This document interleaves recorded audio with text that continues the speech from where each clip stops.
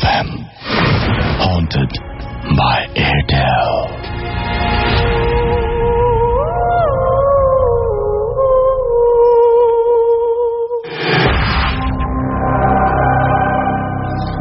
শুনছেন সবসময় রেডিও ফুর্তির সাথে আছে রাস্তাল এবং আমার সাথে আছে মাসুম। আর ঘড়িতে 11:59 বাজতেই শুরু হয়ে গেল ভূত এফএম। আর ভূত এফএম আপনাদের সবাইকে স্বাগত জানাচ্ছি। এবং আজকের ভূত এফএম হন্টেড বাই এয়ারটেল। আশা করছি আপনাদের অনেক ভালো লাগবে। যারা SMS করছেন এবং SMS পাঠানোর নিয়মটি এখনো জানেন না, তাদেরকে বলি যে আপনার এয়ারটেল নাম্বার থেকে অথবা অন্য যে কোনো নাম্বার থেকে আমাদের SMS করুন। লিখে ফেলুন SHOUT শাউট স্পেস আপনার নাম স্পেস আপনার মেসেজ, পাঠিয়ে দিন 9840 নাম্বারে।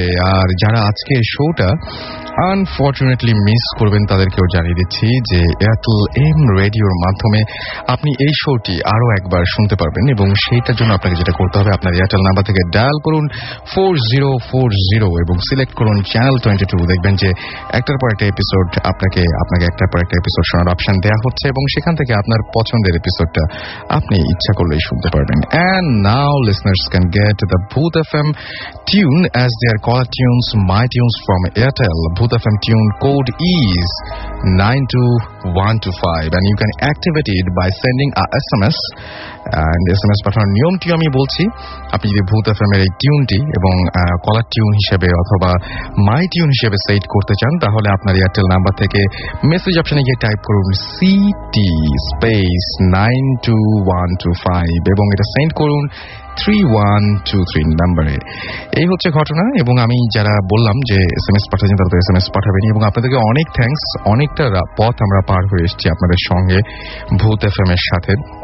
এবং এখনো পর্যন্ত আপনাদের যে পরিমাণ রেসপন্স পাই, আপনারা যে পরিমাণ ইমেল পাঠান আমাদেরকে, যে পরিমাণ SMS পাঠান, অ্যামেজিং। এবং এটা আসলে আপনাদেরকে ধন্যবাদ দিয়েও শেষ করা যাবে না। অ্যান্ড আমার মনে হয় যে আগামী যে সমস্ত শোগুলো আমরা করবো আপনাদেরকে নিয়ে, সেই শোর জন্য আপনারা অনেক অনেক ঘটনা পাঠাবেন। আমি জানিয়ে দিচ্ছি আপনাদেরকে আমাদের ইমেল অ্যাড্রেসটি। আর ইমেল অ্যাড্রেসটি হচ্ছে bhootfm@radiofurti.fm, which is BHOOTFM@radioforti.fm.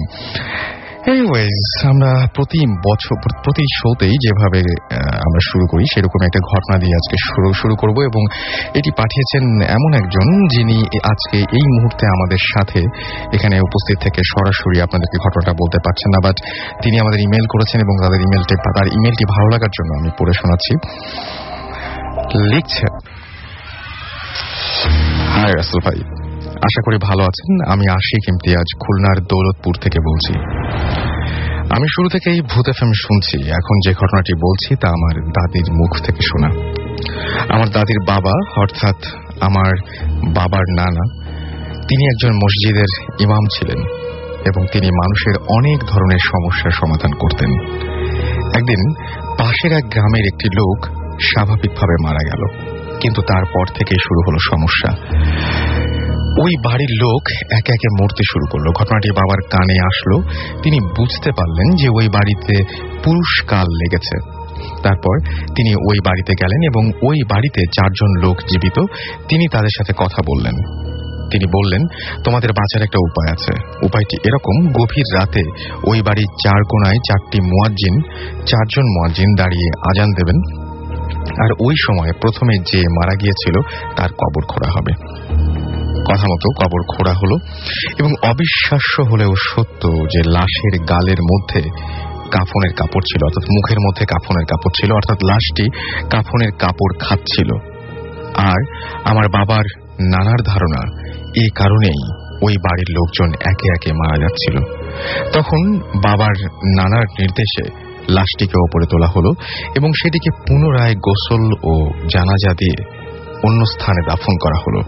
তারপর থেকে ওই বাড়িতে আর কোনো সমস্যা হলো না। এই ছিল ঘটনা। এবং এরকম অসংখ্য ঘটনা আপনাদের কাছেও আছে আমি জানি। আমাদেরকে ইমেইল করুন। এবং যারা আমাদেরকে এখন SMS করছেন, দেখতে পাচ্ছি ব্ল্যাক ভূত, তিনি লিখেছেন যে তিনি ভূত FM পছন্দ করেন। আমাদেরকে জুলফিকার সরি, জুলফিকা লিখেছেন যে আজকে খুব ভালো লাগছে, এখন তো শুরুই হলো না। নিবিড় আমাদের নাটোর থেকে লিখেছেন যে পিকনিক শেষ করে বাসায় যাচ্ছি, গাড়িতে বসে ভূত এফএম শুনছি, ওয়াও, আমার মনে হয় যে অনেক এনজয় করছেন। হাদি আমাদের লিখেছেন যে হাদি আলমগীর শাহ নূর রাজশাহী থেকে লিখেছেন আমাদেরকে। শহীদ লিখেছেন, শহীদ উর্মি, আলিম, তন্নি, সামির লিখেছেন ভাই আমরা সকলে মিলে ভূত এফএম শুনছি এবং ছাদের ওপরে বসে খুব ভালো লাগছে। কামরুল আমাদেরকে লিখেছেন ভালুকা থেকে।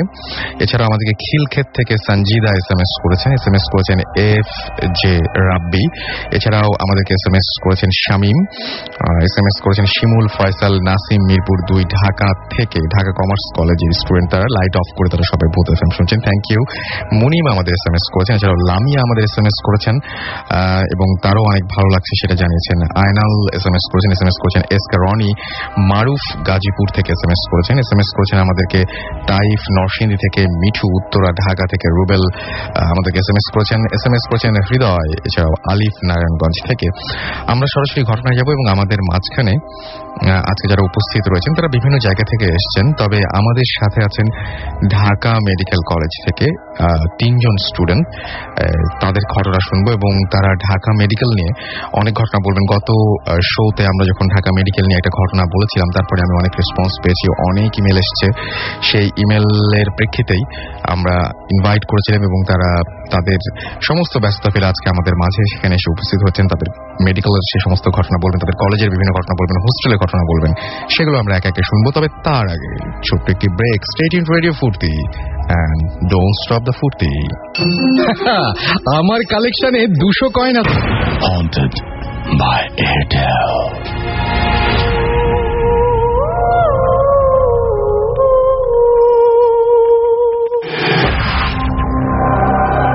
শুনছেন রেডিও ফুর্তি, চলছে ভূত এফএম হন্টেড বাই এয়ারটেল। যেমন কথা তেমন কাজ। ছোট্ট একটা ব্রেকের পরে ফিরে এলাম আবারও। আমি রাসেল আপনার সাথে আছি এবং আমার সঙ্গে রয়েছে মাসুম এবং আপনারা শুনছেন ভূত এফএম হন্টেড বাই এয়ারটেল।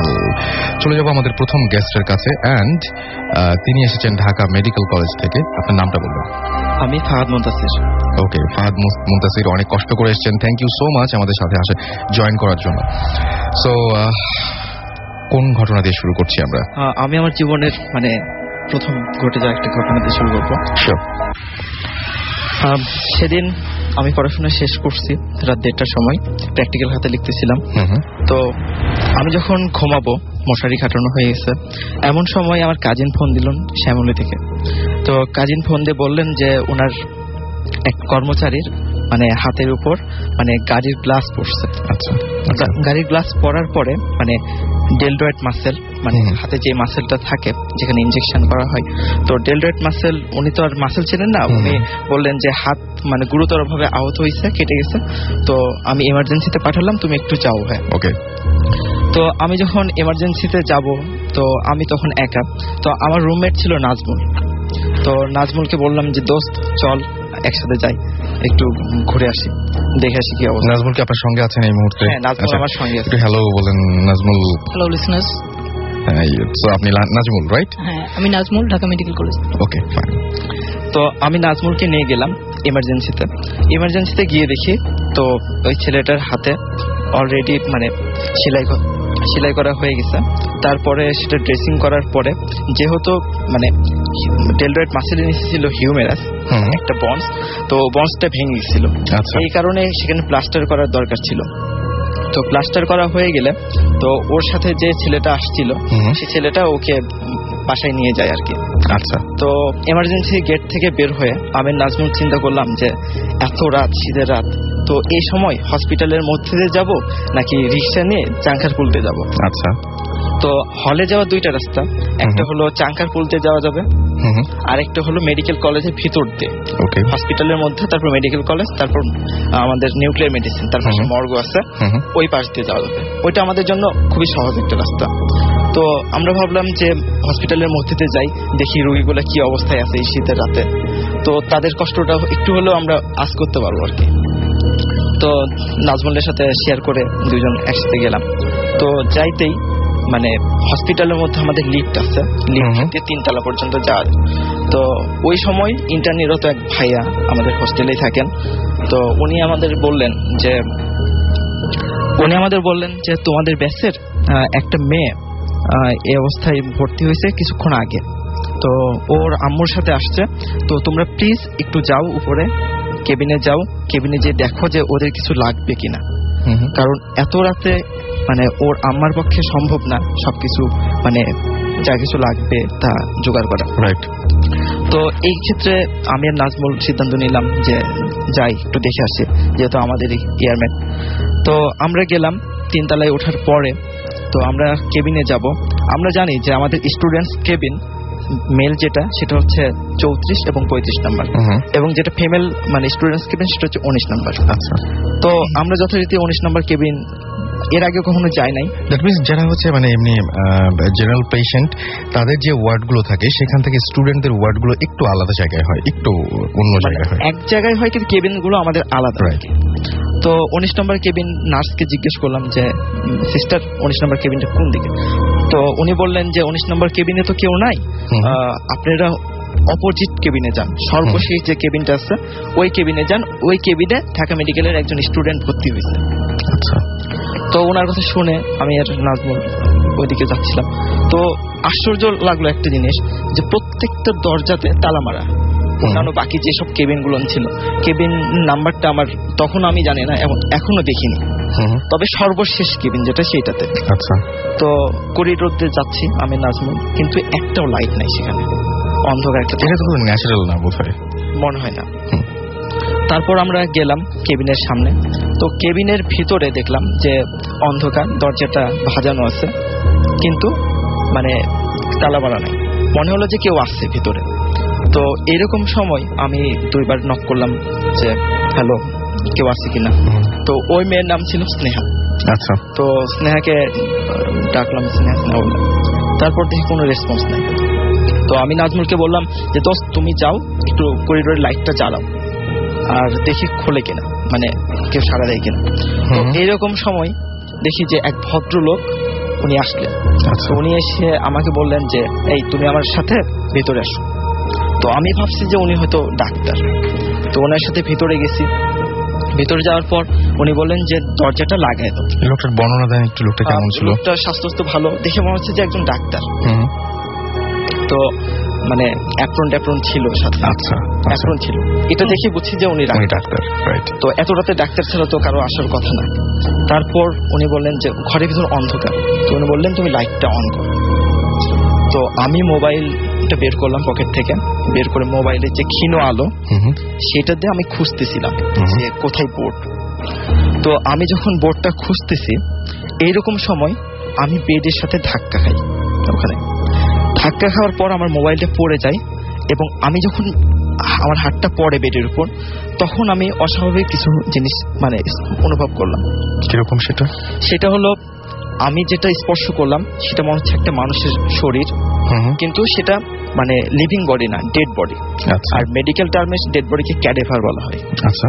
তো আমরা সাধারণত যে ফার্স্ট ইয়ার সেকেন্ড ইয়ার স্টুডেন্টরা আমরা অ্যানাটমি ডিসেকশন হলে যেসব ক্যাডেভার গুলো মানে ডিসেকশন করি সেগুলো মূলত মানে শক্ত হয়, স্কিনের মধ্যে ফ্লুইড থাকে না ফরমালিন দেওয়ার কারণে, এবং একটা গন্ধ থাকে ফরমালিনের।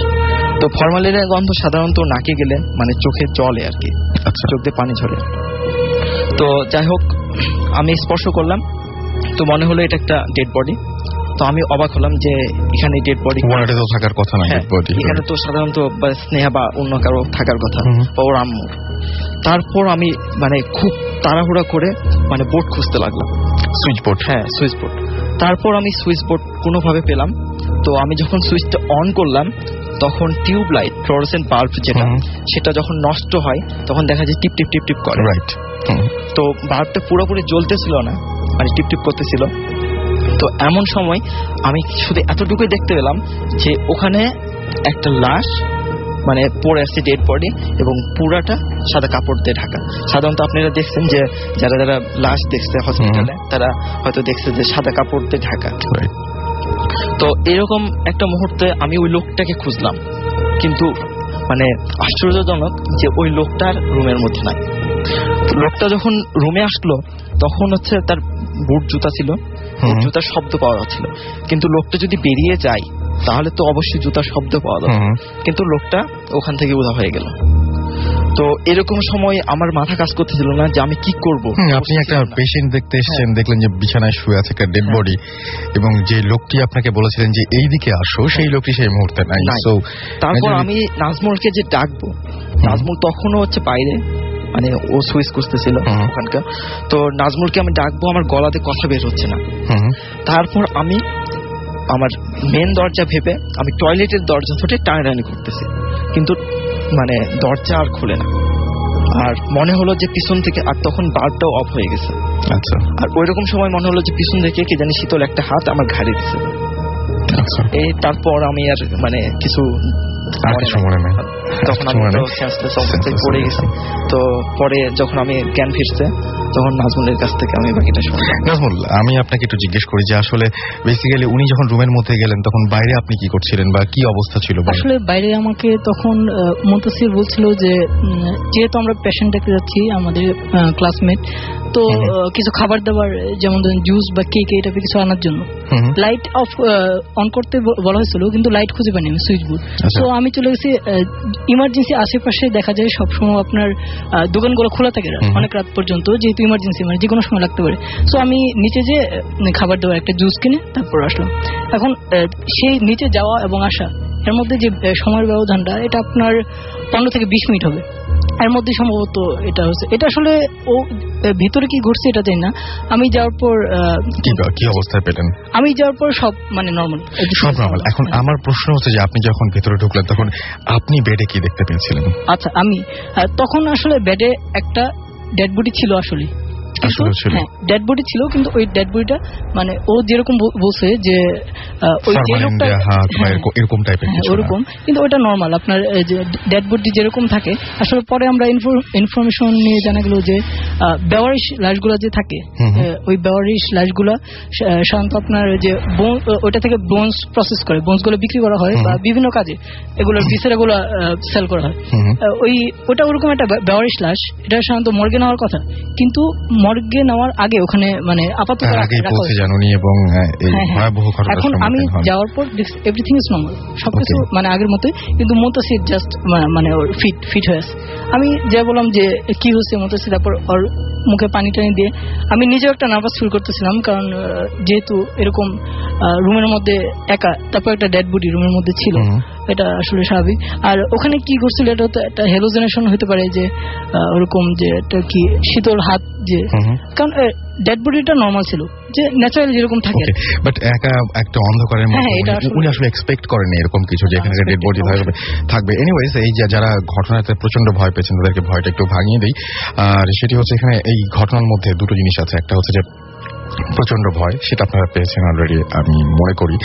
আর আরেকটা জিনিস আছে, সেটা হচ্ছে যে একটা ইনফরমেশন দিয়েছেন আমাদের ঢাকা মেডিকেল কলেজের স্টুডেন্টরা, সেটা হচ্ছে যে আপনি যখন ফরমালিনের সামনে যাবেন তখন নাক জ্বলবে, চোখ জ্বলবে আর কি, নাকে ঝাঁঝালো কোনো গন্ধ লাগবে। সুতরাং বাজারে যে যখন মাছ কিনবেন তখন অবশ্যই নাকের কাছে ধরে একটু টেস্ট করতে পারেন যে এটা তোমার ফরমালিন দেওয়া আছে কিনা। শুকে দেখলেন চোখ জ্বলছে কিনা, তাহলে বলেন ভাই ফরমালিন দেওয়া মাছ, এটা তো নিব না। এটা একটা ভালো জিনিস পাওয়া গেল আর কি এখান থেকে। রাইট, সো আমরা এখন যেটা করবো, মাসুম যদি হাত ইশারা করে তাহলে আমি ব্রেকে যাব, আর না হলে আবার নেক্সট ঘটনায় চলে যাব। একটা ছোট্ট ব্রেক লাগবে না নাকি? সো একটা ছোট্ট ব্রেকের পরে আবারও ফিরে আসছি স্ট্রেট ইনটু রেডিও ফুর্তি, এন্ড ডোন্ট স্টপ দ্য ফুর্তি। Haunted by Airtel.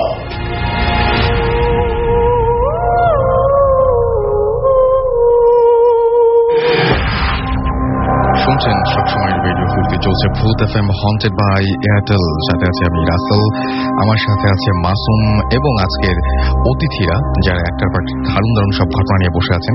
আমার মনে হয় যে আপনি কিছু বলতে চাচ্ছেন, বলে ফেলুন। আমার সবচেয়ে অবাক লাগছে যে মানে যে মেয়েটার কথা বলা হয়েছে যে অসুস্থ, সে কিন্তু অসুস্থ ছিল না এবং হসপিটালে সে ভর্তিও হয়। তার মানে সেই ইনফরমারটা যিনি ছিলেন, যে ইনফরমেশন দিয়েছিলেন, পরের দিন ক্লাসও করছে। যদি কেউ মেডিকেলে এরকম অবস্থায় ভর্তি হয় তাহলে সাধারণত তার ক্লাস করার কথা না। আমি ভুলে গেছিলাম। এবং মানে রুমের যে লাইটটা আমি দেখছি যে মানে টিপ টিপ করতেছিল, সেটা যখন আমার জ্ঞান ফেরে তখন দেখি যে অটোমেটিক জ্বলতেছে। আচ্ছা, তার মানে ওই মুহূর্তটা সবকিছু এলোমেলো ছিল। অলরাইট, আমাকে ঐশী খুলশি থেকে লিখেছেন যে ভূত এফএম শোনার জন্য প্রতি ফ্রাইডে ওয়েট করি। আমাকে লিখেছেন তপন ফ্রম ড্রেমরা যে ভূত এফএম অনেক ভালো লাগছে।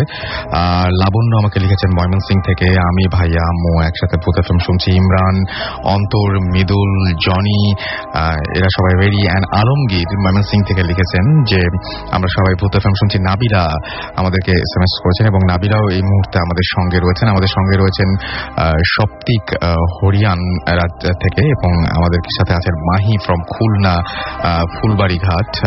আমাদের সাথে জহির আছেন কালীগঞ্জ থেকে, এছাড়াও অনন্ত আছেন আমাদের সঙ্গে ফরিদাবাদ থেকে, এছাড়াও জুবায়ের এবং জুনায়েদ দুজনেই রয়েছেন। রনি এবং মিল্টন রয়েছেন। রাজীব দাস সিলেট থেকে আমাদের সঙ্গে রয়েছেন। কল্যাণ রয়েছেন কাতিপাড়া থেকে। পারভেজ মানিকগঞ্জ থেকে। এসকে রনি আমাদের সঙ্গে রয়েছেন, SMS করেছেন বেশ কিছু এবং আমাদের সাথে SMS করেছেন আমাদেরকে সাব্বির ইসলাম। এছাড়াও আমাদেরকে SMS করেছেন শুভ্র পটুয়াখালী থেকে, অনেক দূর থেকে SMS করেছেন। এছাড়াও আমাদেরকে SMS করেছেন mister Akbar, Shafiq and DVD ভূত সহ আরো অনেকে।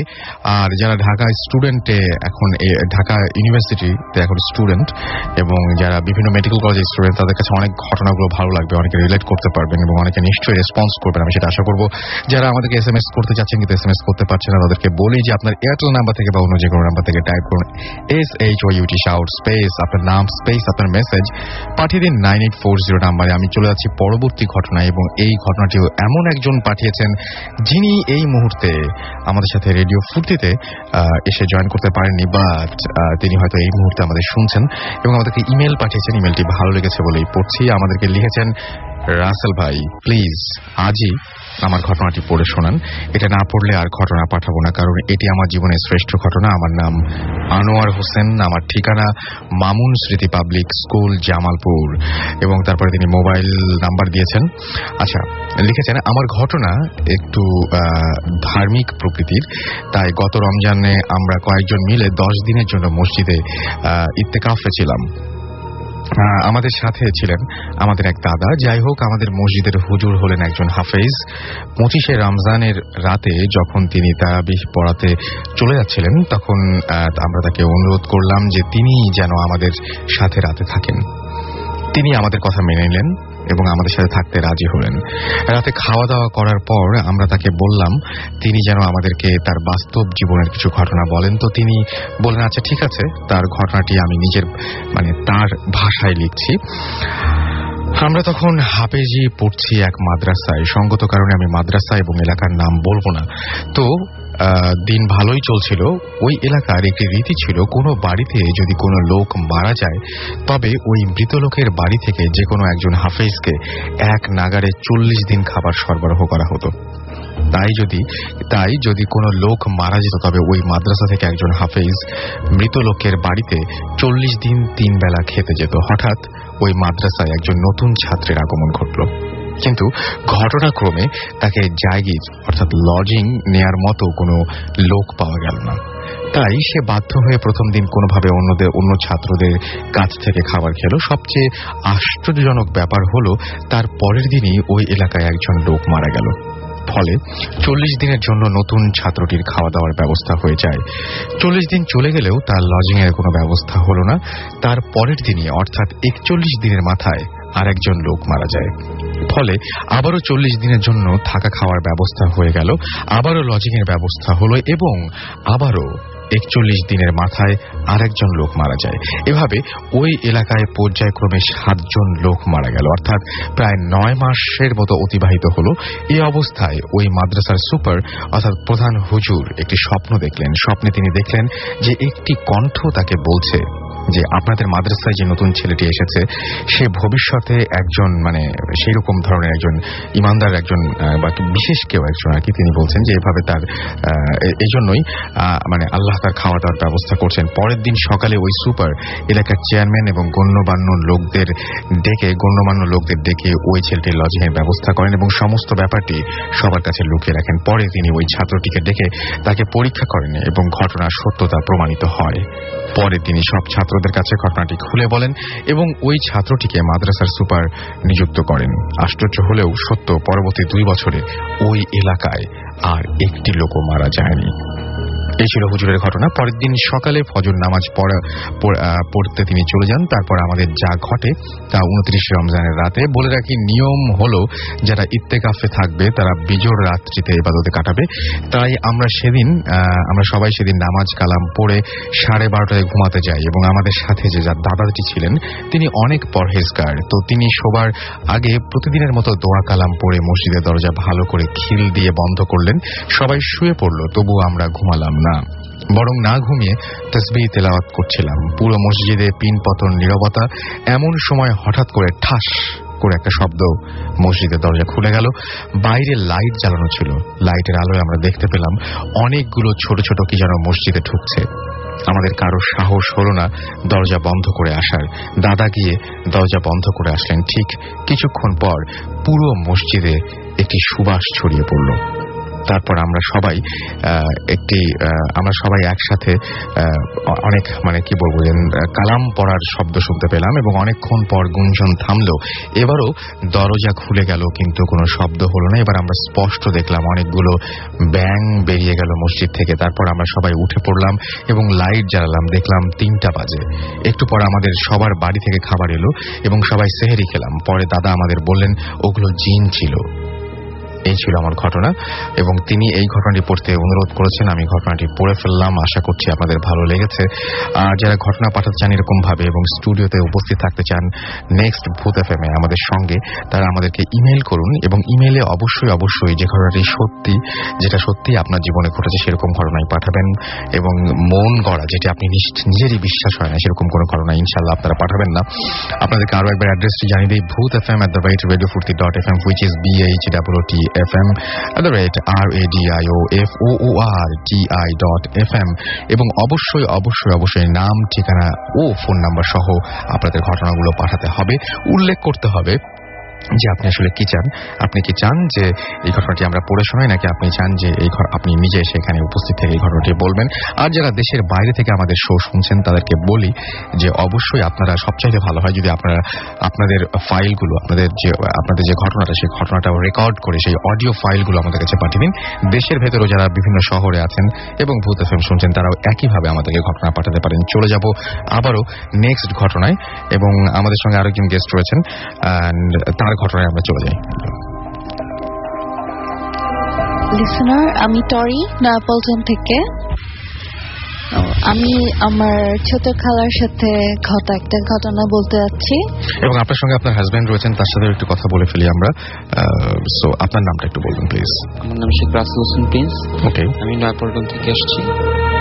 সো শুরু করি আমরা। হ্যাঁ, এটা প্রায় 1974-এর দিকের ঘটনা।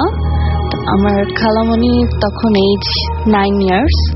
তো একদিন সন্ধ্যায় তিনি কোনো কাজ করতে বা কোনো একটা কিছুর জন্য উঠোনের দরজায় যায়।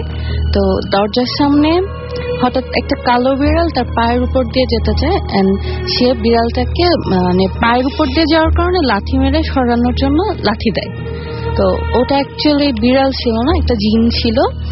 তো তারপর দেখা গেল যে জিনটা তৎক্ষণাৎ আন্টিকে তার সাথে নিয়ে যায় এবং আন্টির জায়গায় একটা পরীকে তার আন্টির রূপে আমাদের নানুর বাসায় রেখে যায়।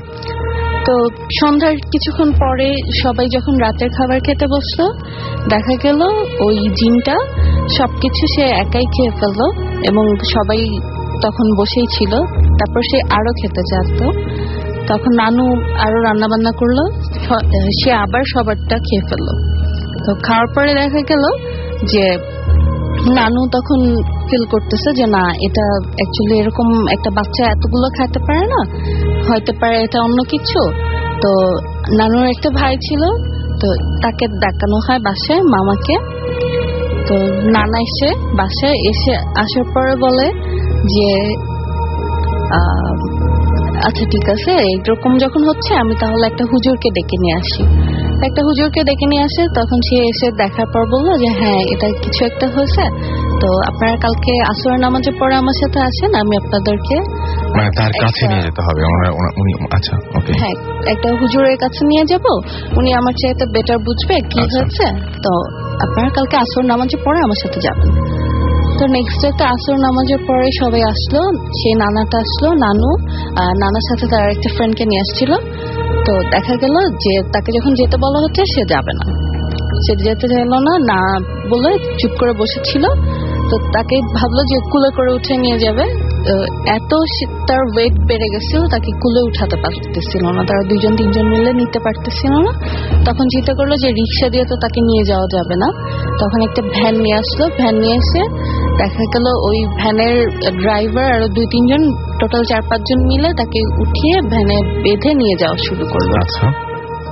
তো ভ্যান দিয়ে যখন নিয়ে যাচ্ছিল রাস্তায় তখন কিছু ঘটনা ঘটে। কিছু দূর যাওয়ার পরে ভ্যানটার এগোচ্ছিল না সামনের দিকে, ওয়েটের কারণে বা অন্য কোনো কারণে। হ্যাঁ, ওটা তখন প্রচন্ড ওয়েট গেইন করে, মানে ভার হয়ে যায়, কোনোভাবেই যাচ্ছিল না। তখন নানু আয়াতুল কুরসি পড়া স্টার্ট করে এবং বিভিন্ন দোয়াটা পড়তে থাকে, জিকির করতে থাকে সবাই, তখন ওটা আস্তে আস্তে যায়। তারপর তারা অনেক কষ্টের পরে সেই হুজুরের ওখানে পৌঁছে, যে দেখে যেই হুজুরের কাছে তারা গেছে সেই হুজুর অন্য মানে কোনো এক কাজে অন্য কোথাও গেছে, সে ছিল না তখন তার প্লেসে। তো ওনার সাগরেদ টাগরেদ ছিল আরো, তারা মানে হুজুরের কাছে শিখতো। তো তখন তারা বলল যে আপনি যা যা করার মানে দোয়া টোয়া পড়া, তাবিজ টাবিজ দিয়েছে, মানে মোটামুটি যা যা করার দরকার ছিল তারা করে দিয়েছে যতটুকু পারতো। আর বলছে যে হ্যাঁ, বড় হুজুর কালকে বা পরশু চলে আসবে, আপনারা তাহলে তখন আসেন, তখন দেখাতে পারবেন। আর আপাতত আমি যা করেছি এনাফ।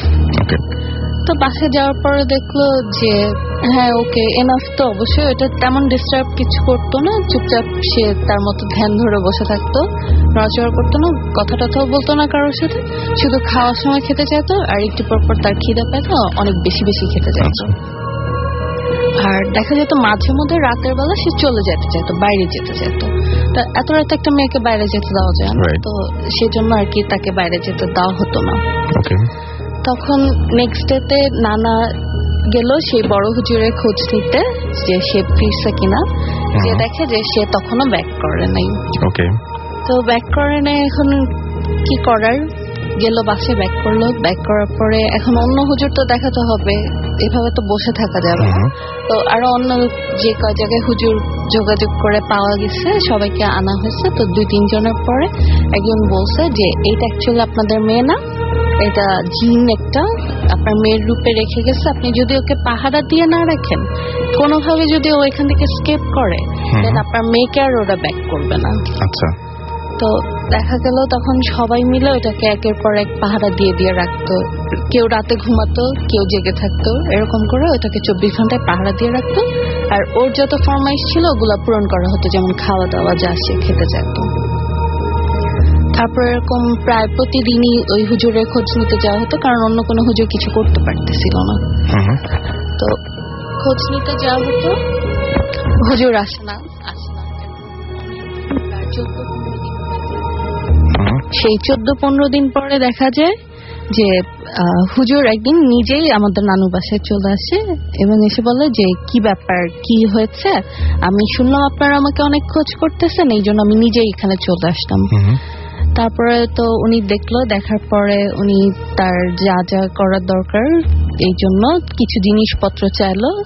তো ওগুলা নিয়ে আসছিল। জিনিসগুলো ছিল মার্কিন কাপড়, আগরবাতি, চাল, তারপর এরকম চারপার ডিফারেন্ট ডিফারেন্ট স্টাফ, আমি শিওর মানে মনে করতে পারতেছি না কি ছিল।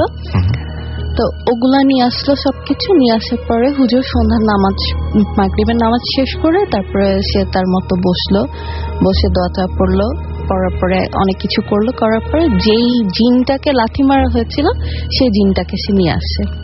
আমি একটা জিনিস ভুলে গেছি যে জিন যাকে লাথি মারা হয়েছিল ওরা ছিল 1 ভাই 7 বোন, এন্ড আমার আম্মুরাও সেম 7 বোন 1 ভাই ছিল।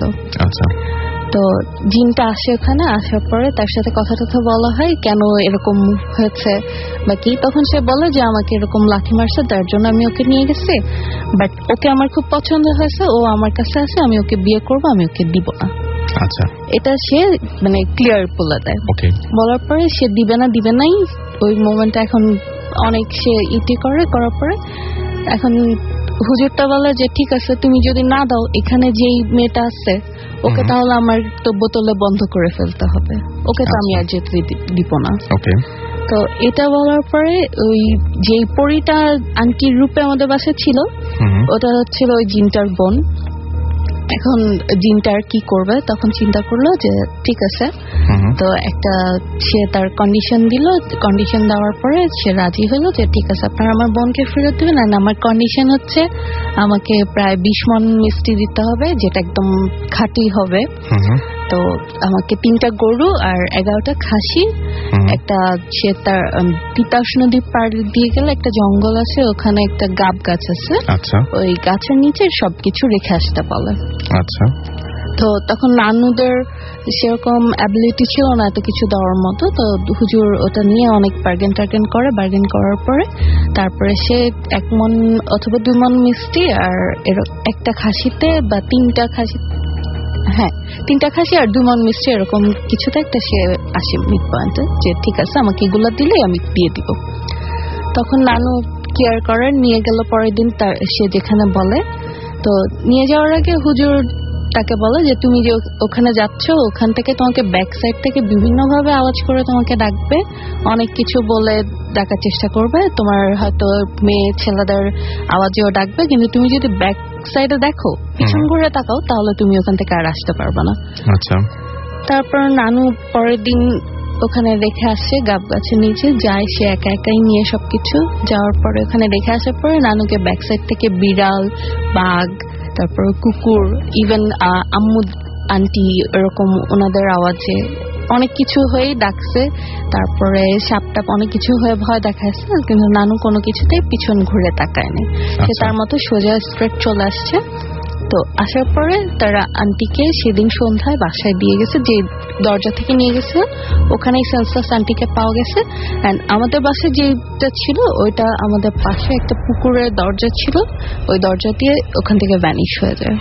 ওকে, এই ছিল ঘটনা। হ্যাঁ, এই ছিল ঘটনা। অলরাইট, সুতরাং এই ছিল ঘটনা। এবং আমরা মানে গতবার এরকম একটা ঘটনা শুনেছিলাম এবং অনেকের কাছে বিশ্বাস করেছিলেন, অনেকে অবিশ্বাস করেছিলেন, কিন্তু এরকম ঘটনা অহরহ আমি এরপরেও আপনাদের কাছ থেকে পেয়েছি। আমি একটু আপনার সাথে কথা বলি যে আপনি যে ঘটনাটা শুনলেন আপনারও বোধহয় একটা ঘটনা রয়েছে, না? জি, আপনারা দুজনেরই একসঙ্গে। এটা আপনাদের বিয়ের পরের ঘটনা নিশ্চয়ই। কত বছর আগে হবে এটা? এটা প্রায় 2003 ঘটনা। কোথায় ঘটেছিল এটা? এটা ক্যালকাটায়, হাওড়া ডিস্ট্রিক্ট। আমরা একটু ছোট্ট করে শুনি ঘটনাটা ছোট্ট করে বলি।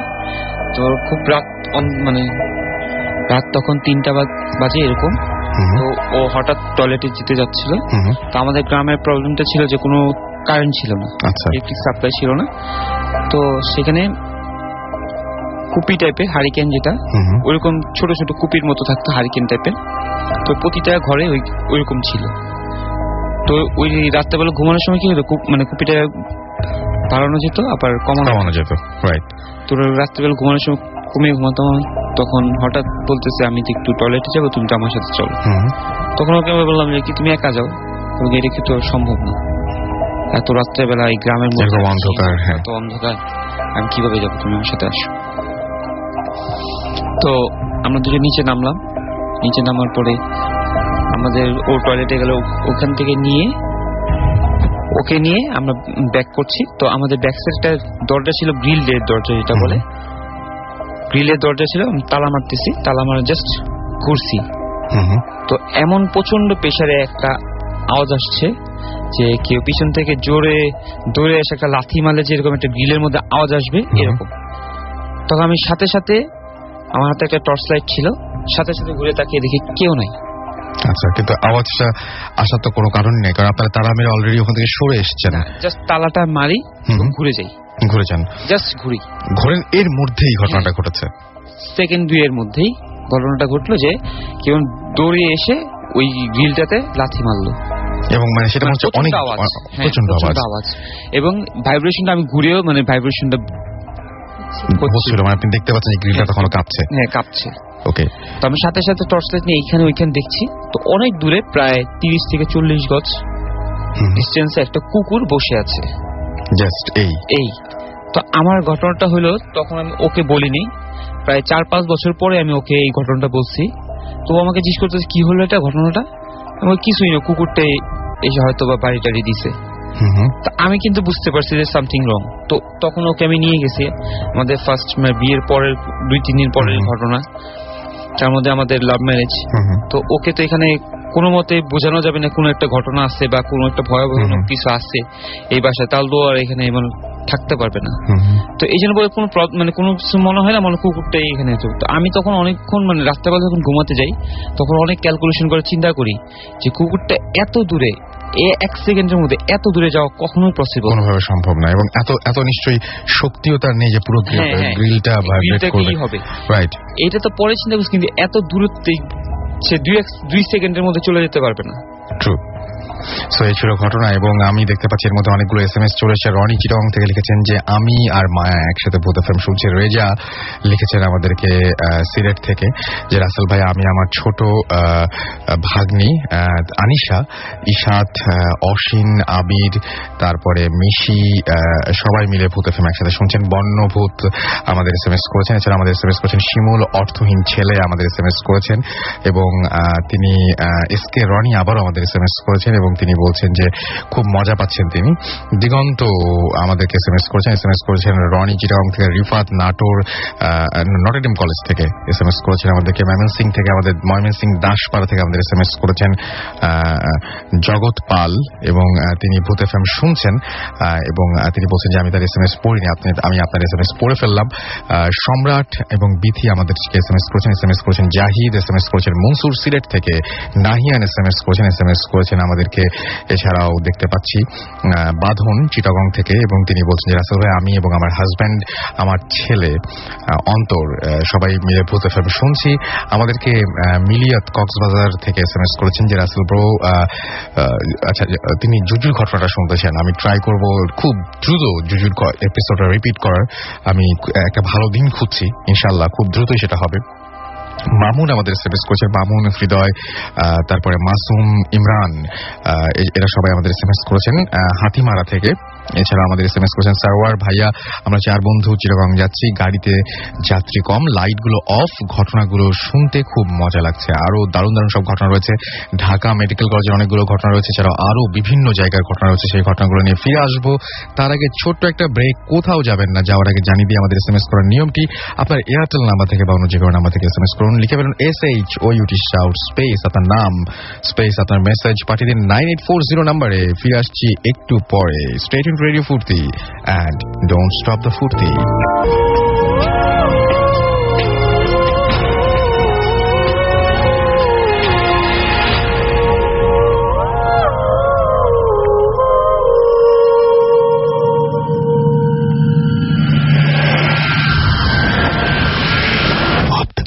FM haunted by Airtel.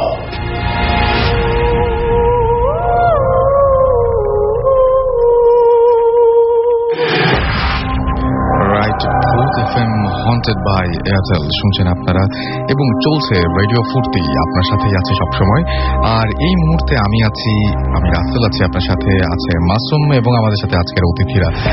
ব্রেকের আগে বলে গিয়েছিলাম যে ফিরে এসে আরো কিছু ঘটনা শোনাবো এবং সেই ঘটনাগুলো আমাদের যে সমস্ত অতিথিরা আছেন তারাই আপনাদেরকে বলবেন। তারা কিছু SMS পড়ে ফেলি। আমাদেরকে জানুয়ারি ভূত SMS করেছেন ময়মনসিং থেকে। এছাড়া আমাদের SMS করেছেন মনিরুজ্জামান ময়মনসিং ক্যান্টনমেন্ট থেকে, তিনি প্রোগ্রাম এনজয় করছেন। হৃদয় চট্টগ্রাম থেকে।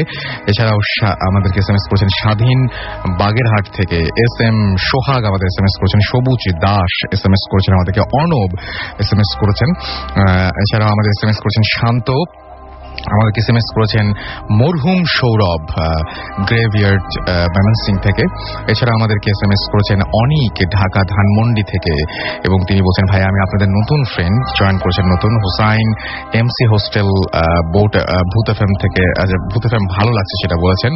আচ্ছা ইমন আমাদের SMS করেছেন নটরডেম কলেজ থেকে এবং তিনি বলেন চারিদিকে আধার অ্যান্ড বারান্দাতে একমাত্র চাঁদ এবং ভূত এফএম। বুঝতেই পারছেন অনেক মজা পাচ্ছেন তিনি। এছাড়া আমাদের আরো অনেকেই, ডিজে প্রীতম, দীপ নাটোর থেকে SMS করেছেন, চট্টগ্রাম থেকে SMS করেছেন আমাদেরকে আচ্ছা কি লিখেছেন আমি বুঝতে পারলাম না নামটা। আসিফ ময়মনসিং থেকে SMS করেছেন।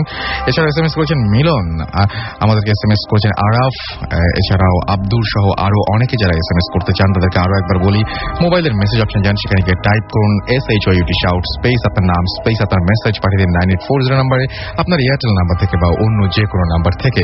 রনি চট্টগ্রাম থেকে SMS করেছেন এবং তিনি হাসিন, তারপরে আরো কার নাম বলেছেন পড়তে পারলাম না, তারা সবাই ভূত FM শুনছেন এবং অনেকগুলো SMS পাঠিয়েছেন তিনি আমাদেরকে, আরো অনেকে SMS পাঠিয়েছেন, ইনশাআল্লাহ আপনিও পাঠাবেন। আর সেই সাথে আমি আরো একবার জানিয়ে দিই যে আমাদের সাথে যারা উপস্থিত রয়েছেন তাদের মধ্যে আমরা নেক্সট ঘটনা যাচ্ছি। একটু আগে তার গলা আমরা শুনেছি, ফ্রেন্ডের সাথে পার্টিসিপেট করেছেন, এখন নিজে বলবেন আপনার ঘটনাটা, আপনার নামটা একটু বলবেন প্লিজ।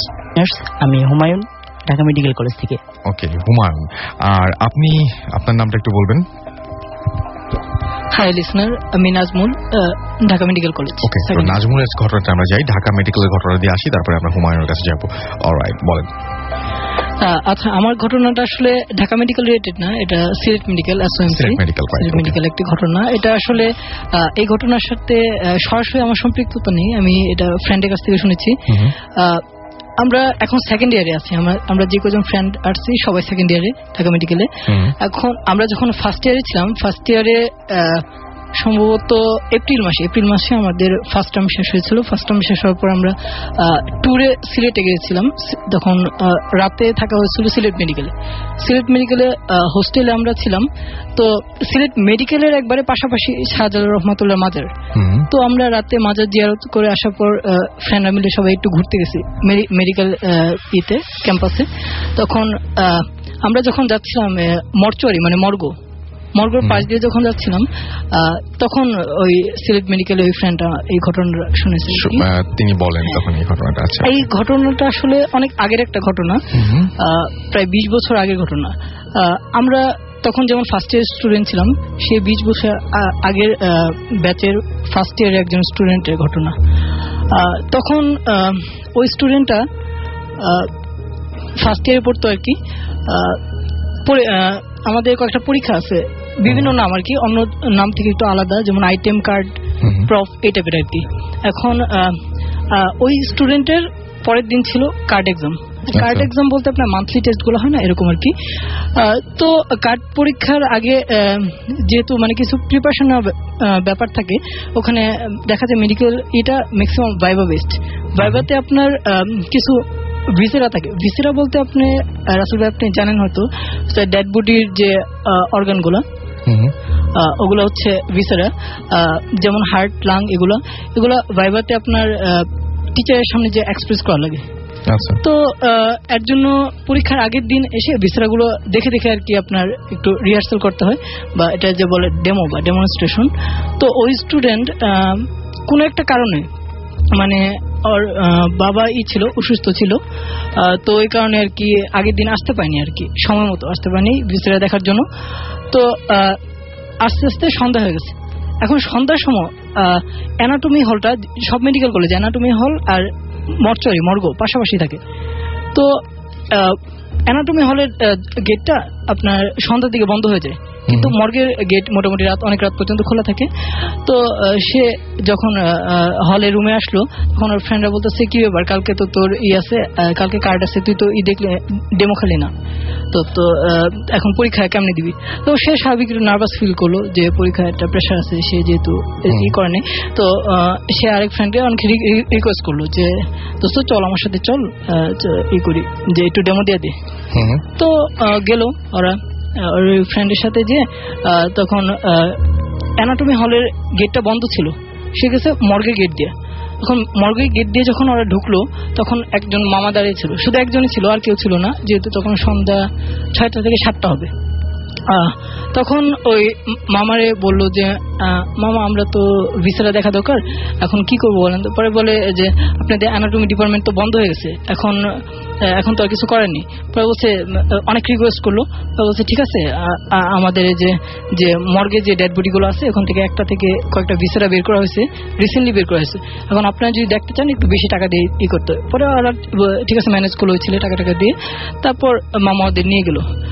এখন যাওয়ার পথে করিডোরটা ছিল অনেক লম্বা, করিডোর থেকে ডান দিকে আরেকটা করিডোর বাঁক নিয়ে। এখন ওই ডান দিকে যে করিডোর ওইটার ওখানে একটা কলাপসিবল গেট ছিল, কলাপসিবল গেট পার হওয়ার পর ওইটাতে তালা ছিল। মামা তালা খুলে দেওয়ার পর ডান দিকে একটা দরজা ছিল, ওই দরজা লক করা ছিল। তো লক খুলে এখন ওরা দুইজন গেল। মামা বললো ঠিক আছে আপনারা থাকেন, এখন মানে সিকিউরিটির জন্য আমি 2টা তালা দিয়ে যেতেছি, যখন আপনাদের কাজ শেষ হবে তখন আমার ফোন দিন। তো যে যাকে নিয়ে গেছিল ডেমো দেওয়ার জন্য সে বুঝাই দিল মোটামুটি। এখন সে ছিল মোটামুটি নামাজি, আপনার ধর নামাজ আজান হওয়ার সাথে সাথে জামাতের সাথে নামাজ আদায় করতো। তো সে যখন অর্ধেক বুঝালো ডেমো দিল, তারপর এশার আজান হয়ে গেছে। এশার আজান হয়ে যাওয়ার পর সে বললো দোস্ত আমি নামাজ পড়েছি, নামাজ পড়ে আসার পর বাকি অর্ধেক তোকে ই করতেছি, বুঝে দিতেছি। তখন সে একটু ভয় পেলো যে একা একা ফিল করে, একটু লনলি ফিল করতেছে। তারপর আবার লাশের ঘর বলছে দোস্ত একটু দিতে গেলে না, আমি জাস্ট নামাজটা পড়বো, আমার 10 মিনিট লাগবে আসতে আসতে। ঠিক আছে যা। তারপর গেল। তো যাওয়ার পর মামারে ফোন দিল, কয়েকবার রিসিভ করে নেই মামা। পরে আয়সা তালা খুলে দিয়ে গেছে, পরে আবার লক করেছে, বলছে আপনি আসলে আবার খুলে দেবো। পরে সে যখন নামাজ পড়ে আসলো আনুমানিক 10 থেকে 12 মিনিট, নামাজ পড়তে বেশি সময় লাগার কথা।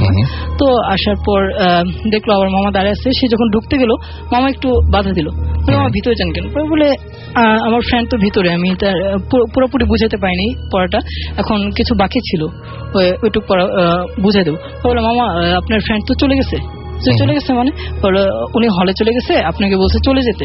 তো বলছে ঠিক আছে। আচ্ছা ফ্রেন্ড যখন চলে গেছে, তার পরীক্ষার প্রেশার ছিল, টেনশন ছিল যে তাতে যা পড়তে বসতে হবে। আবার হলে 2 জন 2 রুমে থাকতো, এ কারণে হলে যাওয়ার পর যেহেতু পরীক্ষার প্রেশার ছিল সে পড়তে বসে গেছে, তখন আর খোঁজ নেওয়া হয়নি ওই ফ্রেন্ডের। তো সে পরীক্ষা পড়া পড়তেছে সকালবেলা, আসলে তখন রাত্রেবেলা তো আর খোঁজ নেওয়া হয়নি। সকালবেলা যখন পরীক্ষা দিতে যাবে তখন দেখে মানে সবার কাছে শুনতেছে যে একজন মেডিকেলের একটা স্টুডেন্ট নাকি একটা রক্তাক্ত, মানে অনেক স্ক্যাচ, বডিটা এমন ছিল যে আপনার নাকে মুখে আঁচড়ের দাগ, হ্যাঁ, আর জামা কিছু অংশ ছেঁড়া ছিল এরকম, যে প্রায় রক্তাক্ত, যে চোখের মধ্যেও কিছু আঁচড় পড়ছে, এমন অবস্থা যে মোটামুটি সিরিয়াস, যে আইসিইউতে নেওয়া লাগছিল। তবে খুব মানে ইনজুর্ড আর কি, সেভারলি ইনজুর্ড।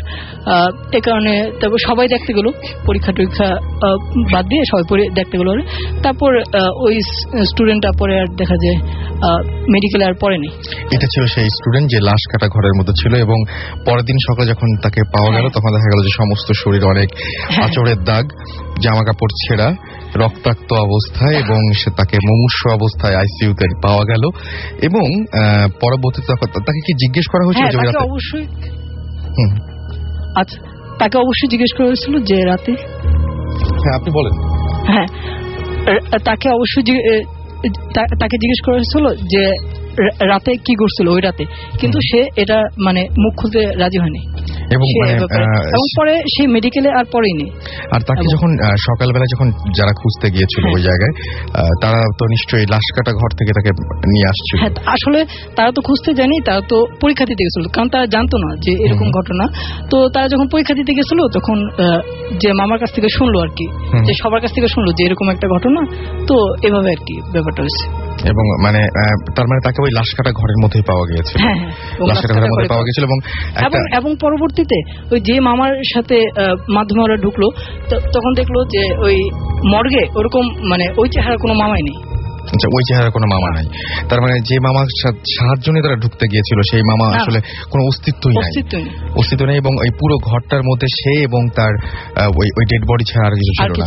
এবং ঘটনাটা হয়তো আরো মজা করে জানা যেত যদি সে মুখ খুলতো, বাট সে মুখ খুলেনি, এবং সে মেডিকেল কলেজে। এটা একটা খুবই রহস্য, এই ব্যাপারে কোশ্চেন করলেই সে এড়িয়ে যেত আর কি, এড়িয়ে যেত। এবং সে আর কোনদিন, এটা সিলেট মেডিকেল আপনার ম্যাক্সিমাম স্টুডেন্ট জানে এই স্টোরিটা। আমি ওই মেডিকেল এক ফ্রেন্ডের কাছ থেকে শুনছি এখন এটা কতটা সত্য মিথ্যা এটা আসলে না, সেটা সেই প্রশ্ন আসছেও না, কিন্তু সে আর মেডিকেল কলেজে পড়েনি, সে চলে গেছে। প্রায় 20 বছর আগের ঘটনা। 20 বছর আগের ঘটনা। অলরাইট, তো এই ছিল ঘটনা, এবং এই ঘটনাটা সিলেট মেডিকেল কলেজে ঘটেছিল, এবং একটা মানুষ যে গিয়েছিল মর্গে, এবং তাকে পরের দিন সকালবেলা যখন উদ্ধার করা হলো তখন দেখা গেল যে তার সমস্ত শরীরে অনেক আঁচড়ের দাগ। প্রশ্ন হচ্ছে যে সেই মামাটা কে ছিলেন, যিনি কিনা তাকে ওই ঘরটি খুলে দিয়েছিলেন, এবং যিনি বলেছিলেন ফোন করা মাত্র তিনি হাজির হবেন। এবং সবচেয়ে বড় কথা যে একটা ঘরের মধ্যে তিনি এবং একটা ডেড বডি, সেই ডেড বডির আমরা যদি মানে সায়েন্স বিশ্বাস করি, তাহলে আমরা সায়েন্স অনুযায়ী একটা ডেড বডির পক্ষে সম্ভব না তাকে আঁচড় দেওয়া। তাহলে ওই ঘরের মধ্যে কি ঘটেছিল, এবং কেন, সবচেয়ে রহস্যজনক ব্যাপারটা যে কেন তিনি পরের দিনও মুখ খুললেন না এবং কোনো কিছু না বলে মেডিকেলের পড়াশোনা ছেড়ে দিয়ে, একজন স্টুডেন্ট যখন মেডিকেলে ভর্তি হন অনেক কষ্ট করে ভর্তি হন, কিন্তু তিনি সেটা ছেড়ে দিয়ে এরকম একটা জায়গা থেকে সরে এসছেন একদম চিরদিনের জন্য। সো অবশ্যই কোনো ঘটনা সেখানে থাকতেই পারে। আমি দেখতে পাচ্ছি যে আমাকে আরো অনেকে এসএমএস করেছেন আমাকে উমিরজা, এছাড়াও এসএমএস করেছেন নীরব চট্টগ্রাম থেকে, জীবন আমাদের এসএমএস করেছেন প্রতাপ কাটি থেকে, আচ্ছা আমাদের আসিফ ময়মনসিং থেকে এসএমএস করেছেন, তিনি ভূত এফএম অনেক ভালোবাসেন সেটা জানিয়েছেন। রাজন এসএমএস করেছেন আমাদেরকে খুলনা থেকে, এবং তিনি বলছেন আমার এসএমএসটা পড়বা না নু, আমি পড়ে ফেললাম। আনলাকি ভূত আমাকে এসএমএস করেছেন সৈয়দপুর থেকে, যে 2011 সালে আমার একটি মেসেজও পড়া হয়নি, এবার তো পড়া হলো আপনার মেসেজ। অর্ণব 007 আমাদের এসএমএস করেছেন ফ্রম পটুয়াখালী, চরম লাগছে, থ্যাংক ইউ সো মাচ আমাদের সঙ্গে থাকার জন্য। রনি চট্টগ্রাম থেকে আবারও এসএমএস পাঠিয়েছেন, থ্যাংকস জানিয়েছেন আমাদেরকে এসএমএস পড়ার জন্য। এছাড়াও আমি দেখতে পাচ্ছি যে আমাকে এসএমএস করেছেন লোপা MM কলেজ যশোর থেকে, এবং তিনি এবং তার বয়ফ্রেন্ড রুহান তারা ভূত এফএম শুনছেন এটা জানিয়েছেন। আফরিনা আমাদের এসএমএস করেছেন হালি শহর থেকে। এছাড়াও আমাদেরকে এসএমএস করেছেন দেখতে পাচ্ছি জিয়া ঢাকা ক্যান্টনমেন্ট থেকে, খুব ভালো লাগছে সেটা জানিয়েছেন। রাফি হাতিরপুল থেকে এসএমএস করেছেন যে ভাইয়া আমি বর্ণা সবাই মিলে তোমাকে শুনছি। শুভ স্টুডেন্ট কেয়ার হাই স্কুল থেকে এসএমএস করেছেন। এছাড়াও আমাদের এসএমএস করেছেন মিজান SSC ভূত। সনি আমাদের এসএমএস করেছেন সাতক্ষীরা থেকে। এছাড়াও শুভ বরিশাল থেকে এসএমএস করেছেন। যারা এসএমএস পাঠাতে চান তাদেরকে এসএমএস পাঠানোর নিয়মটি বলে দেই, মোবাইলের মেসেজ অপশনে গিয়ে টাইপ করুন SHOUT শাউট স্পেস আপনার নাম স্পেস আপনার মেসেজ, পাঠিয়ে দিন 9840 নাম্বারে। ছোট্ট একটা ব্রেকের পরে আমরা আবারও ফিরে আসছি। স্টে টিউনড টু রেডিও ফুর্তি অ্যান্ড ডোন্ট স্টপ দ্য ফুর্তি।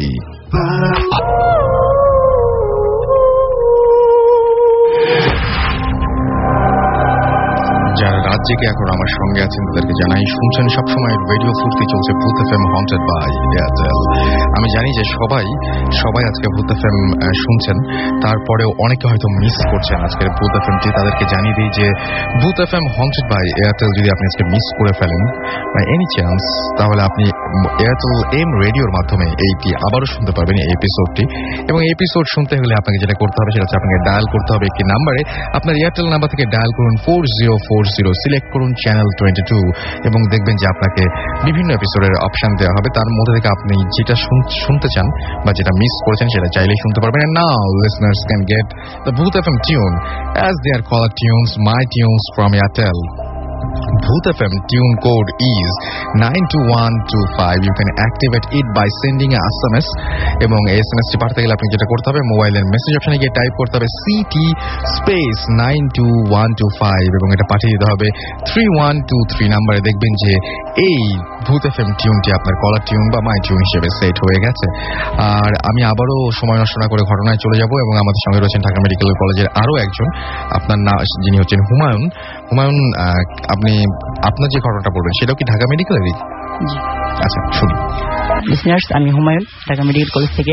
আমি প্রথমেই রেডিও ফুর্তিকে স্পেশাল থ্যাঙ্কস দিচ্ছি এই জন্য যে আমাদের মধ্যে মাঝে মধ্যে এমন কিছু অনুভূতি সৃষ্টি হয় যেগুলো কারোর কাছে শেয়ার না করলে অনেক খারাপ লাগে। তো রেডিও ফুর্তি ভূত এফএমের মাধ্যমে আমাদের কাছে এমন একটা প্ল্যাটফর্ম তৈরি করে দিয়েছেন, এর জন্য রেডিও ফুর্তিকে আমি স্পেশাল থ্যাঙ্কস জানাচ্ছি। আমি আমার ঘটনা শুরু করার আগে আমি একটা কথা বলতে চাই। আমার ফ্রেন্ড রিমু, ও ভীষণ অসুস্থ, প্লিজ সবাই ওর জন্য একটু দোয়া করুন, আর আপনাদের সবার দোয়ায় ও হয়তো ভালো হয়ে যেতেও পারে। ওকে, আমি যে ঘটনাটা এবার শেয়ার করব সেটা অনেকেই পরিচিত, কিন্তু আমার ঘটনাটা একটু অন্যরকম, সেজন্য আমি শেয়ার করতে চাইছি। আমি ছোটবেলা থেকেই প্যারানর্মাল অ্যাক্টিভিটিগুলোর প্রতি আগ্রহী ছিলাম, তো এই জন্য কেন আগ্রহী ছিলাম, আমার জীবনে অনেক ঘটছে এবং আমার পরিবারের সাথে অনেক প্যারানরমাল ঘটনা ঘটছে, যেগুলো হয়তো বা একটা এপিসোডে শেয়ার করা সম্ভব নয়। যাই হোক, আমি এই জন্য অনেক প্যারানরমাল বিষয়ে অনেক পড়াশোনাও করছি। যাই হোক, সেগুলো বিষয়ে যাচ্ছি না। আমার যে ঘটনা আমি সেটা শেয়ার করছি। আমার ঘটনা হচ্ছে, আমাদের টার্ম পরীক্ষা হয়, সেকেন্ড টার্ম পরীক্ষা আমি যখন দিচ্ছিলাম তখন আমাদের সেকেন্ড টার্ম শেষ হয় ঈদের 2 দিন আগে। ঈদ হয়েছিল 7ই নভেম্বর, আমাদের পরীক্ষা শেষ হয়ে যায় 5ই নভেম্বর। তো আমরা সেকেন্ড টার্ম শেষের পথে, তো আমাদের 5 তারিখে পরীক্ষা, শেষ পরীক্ষা ছিল। তো ভাইয়ারা, যারা সিনিয়র ভাইয়ারা ছিলেন, তারা সবাই চলে গেছে মোটামুটি ঈদের আগে। ঢাকা শহর পুরো বলা ছিল ফাঁকা। তো এবং বক্সিবাজার এলাকাটায় আবাসিক এলাকা খুব কম, ওখানে লোকজন খুব কম বসবাস করে। দেখা যায় যে ওখানে হল বেশি, বুয়েট, ঢাকা ভার্সিটি, মেডিকেল, তো সব স্টুডেন্ট মোটামুটি চলে গেছে। ওই এলাকাটা একেবারে একটা নির্জন পরিবেশ, মাঝে মধ্যে 2-1 গাড়ি শাসা করে চলে যায়, এইটুকুই, আর কিছু না। তো আমরা আমাদের ফার্স্ট ইয়ারের প্রায় 35-40 জন ছিলাম একটা হলে, এত বড় হল, একটা হলে ছিলাম। আসলে পুরাটা, এতগুলো মানুষ থাকার পর সবাই চলে গেছে, পুরাটা খাকা করছিল। এরকম অবস্থায় আমরা রাতের বেলা পুরো ভয়ানক অবস্থা। তো আমরা পরীক্ষা শেষ করে 2টার দিকে পরীক্ষা শেষ করে রুমে এসে একটা লম্বা ঘুম দিয়েছিলাম, যেহেতু পরীক্ষা শেষ হয়েছে, ঘুম দেওয়া স্বাভাবিক। এক ঘুমে আমরা প্রায় মাগরিবের নামাজের পর ঘুম থেকে উঠছি। ওঠার পর আমরা আবার চাটা খেলাম, ঘুরলাম, অনেক ঘুরে টুরে গল্প বুঝি করলাম, তারপর ল্যাপটপে মুভি টুভি দেখলাম। তারপর রাত 2টার দিকে আমি আমার ফ্রেন্ডদেরকে বললাম, দোস্ত, প্লানচেট নামে একটা জিনিস আছে, এটা দিয়ে নাকি আত্মাকে হাজির করানো যায়। ওরা সবাই হেসে উড়িয়ে দিয়েছিল, কারণ যারা সায়েন্সে পড়ে তারা এগুলো কখনোই বিশ্বাস করে না। তো যাই হোক, আমি বললাম আচ্ছা আমরা করে দেখি, জাস্ট ফান। সো ওরা সবাই রাজি হয়ে গেল মজা করার জন্য। তারপর আমি বললাম, এগুলো করার জন্য মোমবাতি জ্বালানো লাগে, আগরবাতি জ্বালানো লাগে, উপযুক্ত একটা ভুতুড়ে পরিবেশ সৃষ্টি করা লাগে। তো আমরা, ঠিক আছে, আপনি বলেন। আমরা পুরো পরিবেশ সৃষ্টি করার জন্য বাইরে থেকে আমরা এই সরঞ্জামগুলো কিনে নিয়ে আসছি। নিয়ে আসার পর একটা পরিবেশ সৃষ্টি করি। দুঃখের বিষয়, আমরা একটা মোমবাতির বেশি পাইনি, ওখানে সব দোকান প্রায় বন্ধ ছিল। তো তারপর আমরা পরিবেশ সৃষ্টি করে আমি আবার বই পড়ছিলাম যে এরকম একটা ল অফ কলিং সোল, এরকম একটা আছে যে আত্মাকে নাকি ডাকতে হয় এইভাবে, যে if some soul passing by please come. আচ্ছা, বলেন আপনি। তারপরে প্লিজ কাম, এরকম ডাকতে হয় নাকি? তো এরকম ডাকতে হয়। এটা হয়তো বা আপনারা যারা রেডিও আমার শুনেন, ওখানে হয়তো বলা হয়েছিল। তো আপনি বলেন। হ্যাঁ, তারপরে আপনি মূল ঘটনাটা আসেন। যে আমরা ওইরকম গোল হয়ে সবাই বসে এরকম করতেছিলাম, বাতি দাদি সব নিভিয়ে দিয়ে আমরা এরকম শুরু করি, if some soul passing by please come, just মজা করার জন্য এরকম করতেছিলাম। তো কিছুক্ষণ পর হঠাৎ করে রুমের পরিবেশটা আমাদের কাছে অন্যরকম মনে হয়ে গেছে। আমার কাছে মনে হচ্ছে যে রুমটা হঠাৎ করে গরম হয়ে গেছে, মানে অন্যরকম একটা পরিবেশ আমাদের কাছে, মানে অ্যাবনর্মাল কিছু মনে হচ্ছিল। তো তখন হঠাৎ করে আমার এক ফ্রেন্ড অসুস্থ হয়ে যায়। ও হঠাৎ করে মনে হচ্ছে যে ও অ্যাবনর্মাল হয়ে গেছে, ও পড়ে যায়। তারপর আমরা লাইট জ্বালানোর চেষ্টা করি, হঠাৎ করে লাইট ওপেন করতে দেখি যে লাইট জ্বলছে না। ঢাকা মেডিকেল হস্টেল বা বুয়েটের হোস্টেলে লাইট জ্বলে না, এটা অস্বাভাবিক একটা ব্যাপার। তো আমরা তখন সবাই মোটামুটি ভয় পেয়ে যায়, কি হলো। তারপর ওকে সেদিন জাগানোর চেষ্টা করলাম, সে জেগে ওঠেনি। তারপর পরদিন সকালে ও যখন জেগে উঠলো, ও বলছে আমি এখানে থাকবো না, আমি বাসায় চলে যাবো। ও তাড়াতাড়ি বাসায় চলে গেছে। বাসা থেকে আসার পর ও ওই ব্লক এবং রুম চেঞ্জ করছে, বি ব্লক রুম চেঞ্জ করছে, যে এখানে অন্যরকম কিছু আছে। ঘটনা যদি এখানেই শেষ হইতো তাহলে হইতো, ঘটনা হয়ে গেছে অন্যরকম। এখানে আমরা পরে জানতে পারি যে এখানে এইটা একটা গ্রেভইয়ার্ডের উপর আমাদের বি ব্লকটা পড়েছিল।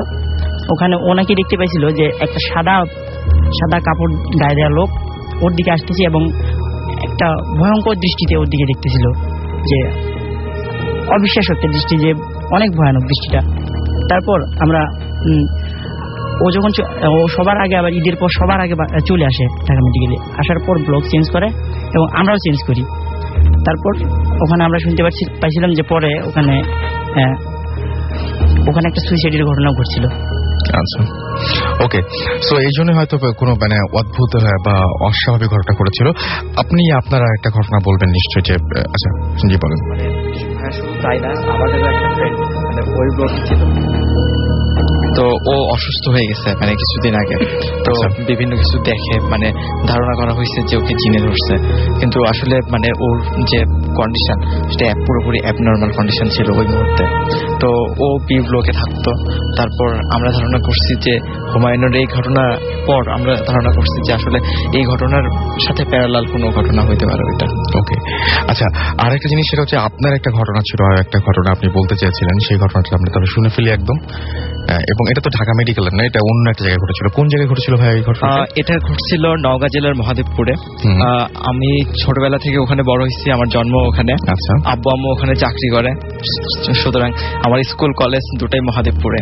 আচ্ছা, তো আমি যখন মানে মেডিকেলে ভর্তি হলাম, এখানে ভর্তি হওয়ার পরে তো সাধারণত ওই নভেম্বর ডিসেম্বর মাস আমাদের পুরোপুরি ফাঁকা। ওই সময় আমার যেসব ফ্রেন্ডরা ঢাকা ইউনিভার্সিটি, রাজশাহী ইউনিভার্সিটি, তারপর জাহাঙ্গীরনগর ইউনিভার্সিটিতে চান্স পাইছিল, তো ওদেরও ওই সময় ফাঁকা। তো সাধারণত ক্লাস শুরু হওয়ার কথা জানুয়ারিতে। তো এতদিন আমরা কিভাবে কাটাবো বুঝতেছিলাম না। আচ্ছা, তো এইরকম একটা সময় আমরা সবাই মিলে সিদ্ধান্ত নিলাম যে একটা পিকনিকের ব্যবস্থা করলে কেমন হয়, নিজেরা রান্না করে মানে খাবো আর কি। আচ্ছা, তো আমরা আসলে ভেন্যুটা ঠিক করতে পারতেছিলাম না যে কোথায় করব এরকম একটা বড় একটা আয়োজন। তো এরকম সময় আমার এক ফ্রেন্ড, ওর নাম হচ্ছে সাধন, ও ঢাকা ইউনিভার্সিটির ফার্মেসিতে পড়ে, দ্বিতীয় বর্ষের ছাত্র। তো ও বলল যে দোস্ত আমার বাসায় করলে কেমন হয়। তো ওর বাসায় ওই মুহূর্তে কেউ ছিল না, মানে ওর আব্বু আম্মু হচ্ছে ইন্ডিয়াতে গেছে, ওদের এক আত্মীয়র মানে বিয়ে। তো ও যেহেতু মানে ওর ভর্তি হইছে, কিন্তু এখনো কোন সাবজেক্ট নেবে এটা এখনো ঠিক করতে পারে না। আচ্ছা, তো ও মানে সাবজেক্ট ছিল হচ্ছে অ্যাপ্লাইড ফিজিক্স থেকে, সেখান থেকে মানে ফার্স্ট চয়েস দিয়ে আবার ফার্মেসিতে চলে আসে। তো সবাই মিলে সিদ্ধান্ত নেওয়া হলো। তারপর আমার আরেকটা ফ্রেন্ড আরাফাত, ও হচ্ছে ইউকেতে চলে যাবে। তো এই কারণে সবাই বিভিন্ন জায়গায় একটা মানে এরকম একটা ব্যাপার, যেটা লাস্ট একটা মিলন মানে মিলন। তো সবাই তো সিদ্ধান্ত নিলাম ঠিক আছে ওর বাসায় যাব। তো ওর বাসাটা হচ্ছে মহাদেবপুর থানা থেকে 3 কিলোমিটার দূরে, সেটা হচ্ছে দক্ষিণ দিকে, নদীর ধার দিয়ে যেতে হয়। একটা আত্রাই নদী। হ্যাঁ, আত্রাই নদী। আত্রাই নদী হচ্ছে আমাদের বাসার পাশে। রাইট। তো আত্রাই নদীর বাঁধ দিয়ে যেতে হয় আর কি। তো আমরা যখন শিবগঞ্জে পৌঁছলাম তখন হচ্ছে সন্ধ্যা। আচ্ছা, সন্ধ্যা 7:30টার মতো বাজে। তো আমরা জানতাম যে সন্ধ্যা মানে 7টা 8টা এরপর মানে ওই এলাকায় আর কেউ থাকে না। তো আমরা যখন মানে শিবগঞ্জ বাজারে নামলাম সব ফ্রেন্ডরা ভ্যান থেকে, তখন আমরা কিছু জিনিস বাকি ছিল যেগুলো মহাদেবপুর থেকে আমরা কিনতে পারতাম, কিন্তু আমাদের লিস্টে না থাকার কারণে সেগুলো ওখান থেকে কিনতে হয়েছিল আর কি। তো আমরা ওখানে গেলাম, কিছু জিনিস কেনার পরে ওর বাসার মানে উদ্দেশ্যে রওনা দিলাম, হাঁটতে লাগলাম। তো যেই দিক দিয়ে হাঁটতে হয় মানে সেটা হচ্ছে পুরোটাই বাঁশঝাড়। আচ্ছা, তো বাঁশঝাড়ের নিচ দিয়ে হাঁটতেছিলাম, ব্যাপক একটা মানে থমথমে পরিবেশ আর কি, যে বাঁশ একটার সাথে একটা বাড়ি খাচ্ছে, শস্য শব্দ হচ্ছে এরকম। তো যেতেই একটা জিনিস লক্ষ্য করলাম যে ওর বাড়িটা হচ্ছে বাঁধের পাশে। আচ্ছা, মাটির বিশাল দোতলা বাড়ি, মানে তার সামনে হচ্ছে পুকুর। আর ওদের বাড়ির কিছু দূরেই আমরা যখন দোতলায় উঠলাম তখন দেখতে পেলাম যে ওর বাড়ির পাশে একটা হচ্ছে মানে বিশাল পাইকরের গাছ, এবং তার নিচে একটা কালী মন্দির আছে। এবং কালী মন্দিরটা যেখানে আছে তার মানে অপোজিটেই একটা ছিল মানে পুরাতন ধ্বংসাবশেষ জমিদার বাড়ির। তো মহাদেবপুরের রাজা ওখানে কর আদায় করতেন আর কি। মহাদেবপুর আমাদের মানে জাহাঙ্গীরপুর কলেজ, আপনি জেনে থাকবেন হয়তো, জাহাঙ্গীরপুর কলেজটা মানে রাজবাড়ির উপর প্রতিষ্ঠিত হয়। ওকে, আমরা মূল ঘটনায় চলে আসি একদম। হ্যাঁ, তো আমরা যখন ওদের বাসায় গেলাম, তো ওদের বাসায় একজন কেয়ারটেকার, তো ওর নাম হচ্ছে মধু কাকা। সাধারণ যেহেতু মধু কাকা বলতেন, সেহেতু আমরা মধু কাকাই বলি। তো মধু কাকা আমাদেরকে বলছিলেন যে বাবা তোমরা এখানে আসছো, তোমরা যেন মানে এই বাড়ি থেকে বের হওয়ার পরে মানে এত রাতে আমাকে ছাড়া বের হবা না, বা সাধনকে নিয়ে যাবা। তো যথারীতি রান্না বান্না মানে ব্যবস্থা করা হলো, মধু কাকা আমাদের হেল্প করলেন। তা আমার ফ্রেন্ড রাজিন ও রান্না তুলে দিল আর কি, ও খুব ভালো পাকাইতে পারে।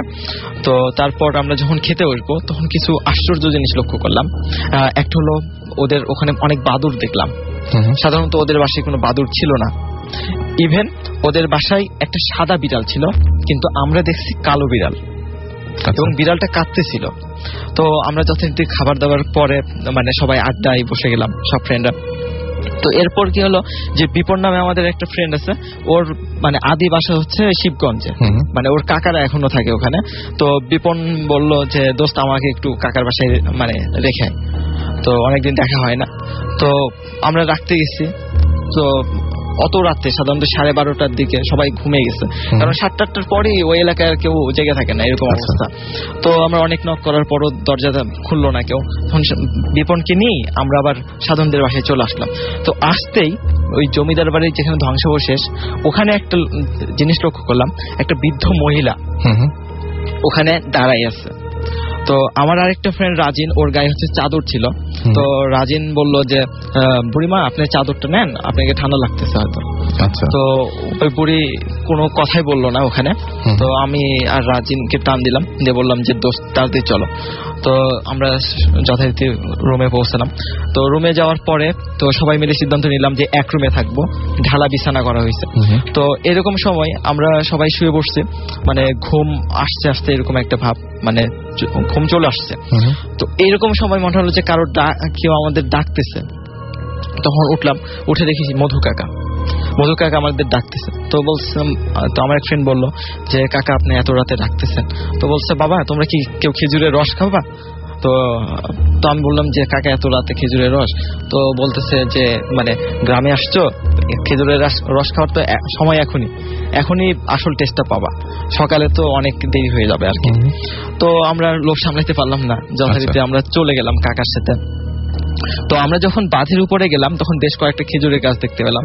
তার মধ্যে একটা গাছ অনেক উঁচু, মানে অনেক দূর থেকে গাছটা দেখা যায় আর কি। তো কাকা বললেন যে তোমরা দাঁড়াও বাবা, আমি রসটা নামাই হারি। কাকা এত দ্রুত গাছে উঠলেন আর নেমে গেলেন হাড়ি নিয়ে, মানে সবকিছু মনে হলো যে চোখের পলকে ঘটতেছে, এরকম একটা ঘটনা। তারপর তো আমি, আমার একটা ফ্রেন্ড ছিল বেশ পরহেজগার টাইপের, মানে ওকে নামাজ কালাম সবসময় পড়ে। তো ওকে জিজ্ঞেস করলাম যে কি ব্যাপার, এটা কি সম্ভব এত দ্রুত একজন মানুষ এত উপরে উঠবে আবার নামবে? তখন বলছে যে এই নিয়ে কথা বলো না, চুপ থাকো। তখন যথারীতি আমরা রস খেয়ে আমরা আবার এসে রুমে এসে যখন ঘুমাবো, তখন ওই এলাকায় বাঁধের ধারে বার্নির মেলা বসে। তো ওখানে একটা বালুর প্রান্তর নামে একটা মানে জায়গা আছে, মানে একটা জিনিস আছে, যেখানে বর্ষার সময় যখন বন্যার পানি ওঠে, তারপর পানিটা নেমে গেলে মানে এরকম শীতের সময় ওই জায়গা থেকে পানি ঝরে, ঝর্ণা, ন্যাচারাল ঝর্ণার মতো। তো বলতেছে চলো বাবা ওইটা দেখে আসি, তোমাদের দেখাই নিয়ে আসি, কালকে তোমরা চলে যাবা। তো বললাম যে কাকা এত রাতে যাবো না। তো আমার ফ্রেন্ড বলছে না এত রাতেই দেখবো জ্যোৎস্নার আলোতে কেমন লাগে। তখন আমরা যথারীতি কাকার সাথে গেলাম, কাকাকে অনুসরণ করলাম। তো আমার আর একটা ফ্রেন্ড মিলন আর সাদ্দাম, ওরা হচ্ছে পরের দিন রাজশাহী যাবে। তো ওরা কাকাকে বলছিল যে কাকা ফজরের নামাজের পরে আগে আমাদেরকে ডেকে দেন। তো যাই হোক আমরা তো ওদেরকে বললাম যে তোরা যাবি কিনা, হচ্ছে না আমরা ঘুমাবো, কালকে সকালে উঠে যেতে হবে। তো ওরা থাকলো আর আমরা গেলাম। তো আমরা যখন গেলাম তখন দেখি যে একটা কুকুর, কয়েকটা কুকুর ছানা নিয়ে, প্রায় 10 থেকে 12টা কুকুর ছানা নিয়ে আমাদের সামনে দিয়ে চলে গেল। মানে আমি তখন অবাক হলাম যে একটা কুকুর সর্বোচ্চ মানে 6 থেকে 8টা আমি দেখছি, কিন্তু 10 থেকে 12টা মানে কুকুর ছানা আমি কখনো দেখিনি, মানে একটা কুকুরে। তারপর যেটা খেয়াল করলাম যে পাশে শ্মশান ছিল, শ্মশানে মানে আগুন জ্বলতেছিল। তো সাধারণত মরা লাশ পোড়ানোর পরে হয়তো ধ্বংসাবশেষ যে মানে কাঠগুলো ছিল সেগুলো পুড়তেছিল হয়তো। তারপর একটু ভয় ভয় লাগতেছিল, আচমকা সবকিছু ঘটতেছে। তারপর সবচেয়ে যেটা অবাক লাগছে সেটা হলো আমরা যখন সবাই ওইসব বালুর প্রান্ত দেখতেছিলাম, এরকম সময় দেখি যে আমাদের মানে চাঁদের আলোতে আমাদের সবার ছায়া দেখা যাচ্ছে, বাট ওই মধু কাকার ছায়া দেখা যাচ্ছে না। আচ্ছা। তো আমি আমার ওই ফ্রেন্ডকে বললাম যে মানে নামাজ কালাম পড়ে অল টাইম, তো ওকে বললাম যে কি ব্যাপার এরকম কেন হচ্ছে, ওনার তো ছায়া দেখা যাচ্ছে না। তো বলছে যে যাই হোক তুমি চুপ করে থাকো, কিছু বলো না, ভয় পেও না। তো অনেক মানে শক্ত হয়ে থাকলাম। তারপর ভয় লাগতেছিল, কারণ ওইরকম একটা জায়গায়, খোলা জায়গায়, নদীর ধার, তার মধ্যে মানে ওটাই কেমন যেন বিস্ময়কর যে সবার ছায়া দেখা যাচ্ছে, ওনার কেন যাচ্ছে না। এমন সময় আমার যে ফ্রেন্ড মিলন, সাধন, এরা মানে বাঁধের উপর থেকে আমাদেরকে ডাকতেছে, বলছে তোমরা এখানে কেন? তখন আমি বললাম যে তোরা এখানে আসছিস কেন? আমরা বালুর প্রান্ত দেখতে আসছি মধু কাকার সাথে, তোরা যা ঘুমা যা, তোরা তো আসবি না বলছিস। তো বলছে মধু কাকাকে কই পাইলি তোরা? তো বলছে, আমি বললাম যে মধু কাকা তো আমাদের সাথে। তারপর বলছে না মধু কাকা আমাদের, ওরা বলতেছে মধু কাকা আমাদের সাথে। তারপর আমি তাকায় দেখি যে মধু কাকা নাই, আমরা 6 জন দাঁড়ায়। তারপর খেয়াল করলাম যে মধু কাকা হচ্ছে ওদের সাথে। আচ্ছা, মধু কাকা যখন ওই ফজরের নামাজের আগে ওদেরকে ডাকতে গেছে তখন দেখছে যে আমরা নাই। তো এইরকম সময় ওদেরকে জিজ্ঞেস করছে, তখন ওরা বলছে যে কাকা আপনি তো ওদেরকে রস খাওয়াইতে নিয়ে গেলেন, বালুর প্রান্ত দেখাইতে নিয়ে গেলেন, ওরা কই? তখন মধু কাকা বলছে আমি তো বলছি যে সাধনকে ছাড়া কোথাও যাবা না, বা আমাকে মানে ছাড়া কোথাও যাবা না। তখন মানে ওরা আমাদেরকে খুঁজতে আসছিল, আমাদেরকে পেয়ে যায়। এবং আমি তখন, আমরা তো সবাই মানে স্তব্ধ হয়ে গেছি যে এটা কি ঘটতে যাচ্ছিল, খুবই স্বাভাবিক যে এরকম কাকা হারাই গেল। তারপর দেখি কাকা ওদের সাথে, মানে আমরা তো ভয়ে, মানে এখনো ব্যাপারটা আমাদের কাছে ক্লিয়ার না, তবে পরে কিছু ইনফরমেশন পাইছিলাম। যে ইনফরমেশন হলো এরকম যে ওই ধ্বংসাবশেষ যে মানে জমিদার বাড়িটা ছিল, ওখানে নাকি 2টা মানুষকে মানে কর দিতে পারে নাই, এই কারণে ফাঁসিতে ঝুলায় মারা হয়েছিল, এবং তাদের অতীত আত্মা নাকি এখনো ওই এলাকায় মানে এরকম ভাবে ঘুরে বেড়ায়।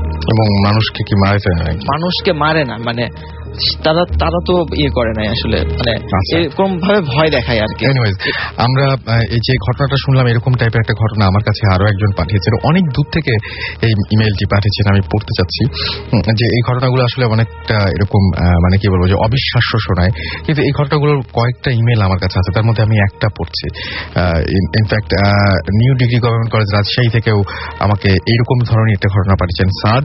আরেকটা ঘটনা পাঠিয়েছেন এই টাইপেরই ঘটনা আমাকে লিখেছেন যে রানা ফ্রম ইটালি, এবং তিনি বলছেন যে আমি ভূত এফএম এর একজন রেগুলার লিসনার, আমি লাইফে কয়েকটা ভয়ঙ্কর এক্সপেরিয়েন্স আছে যা এখনো আমাকে পীড়া দেয়, পসিবল হলে আপনি শোনাবেন।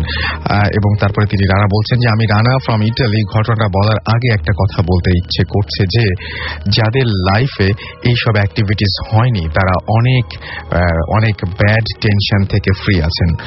যাই হোক, আমি যে ফ্ল্যাটে থাকতাম সেটা তার বস এবং তার বসের নাম হচ্ছে ফ্রান্সিসকো, এবং তিনি বলছেন যে তার ফ্ল্যাট ছিল এবং সে আমাকে অনেক লাইক করতো বিধায় ওই ফ্ল্যাটটা আমার ওপর ছেড়ে দিয়েছিলেন। আমি 2009 সেপ্টেম্বরে ওখানে শিফট করি এবং ফ্ল্যাটটা অনেক বড়, আমি জাস্ট একটা বেডরুম ইউজ করতাম, আর পুরো ফ্ল্যাটটি ফাঁকা ছিল।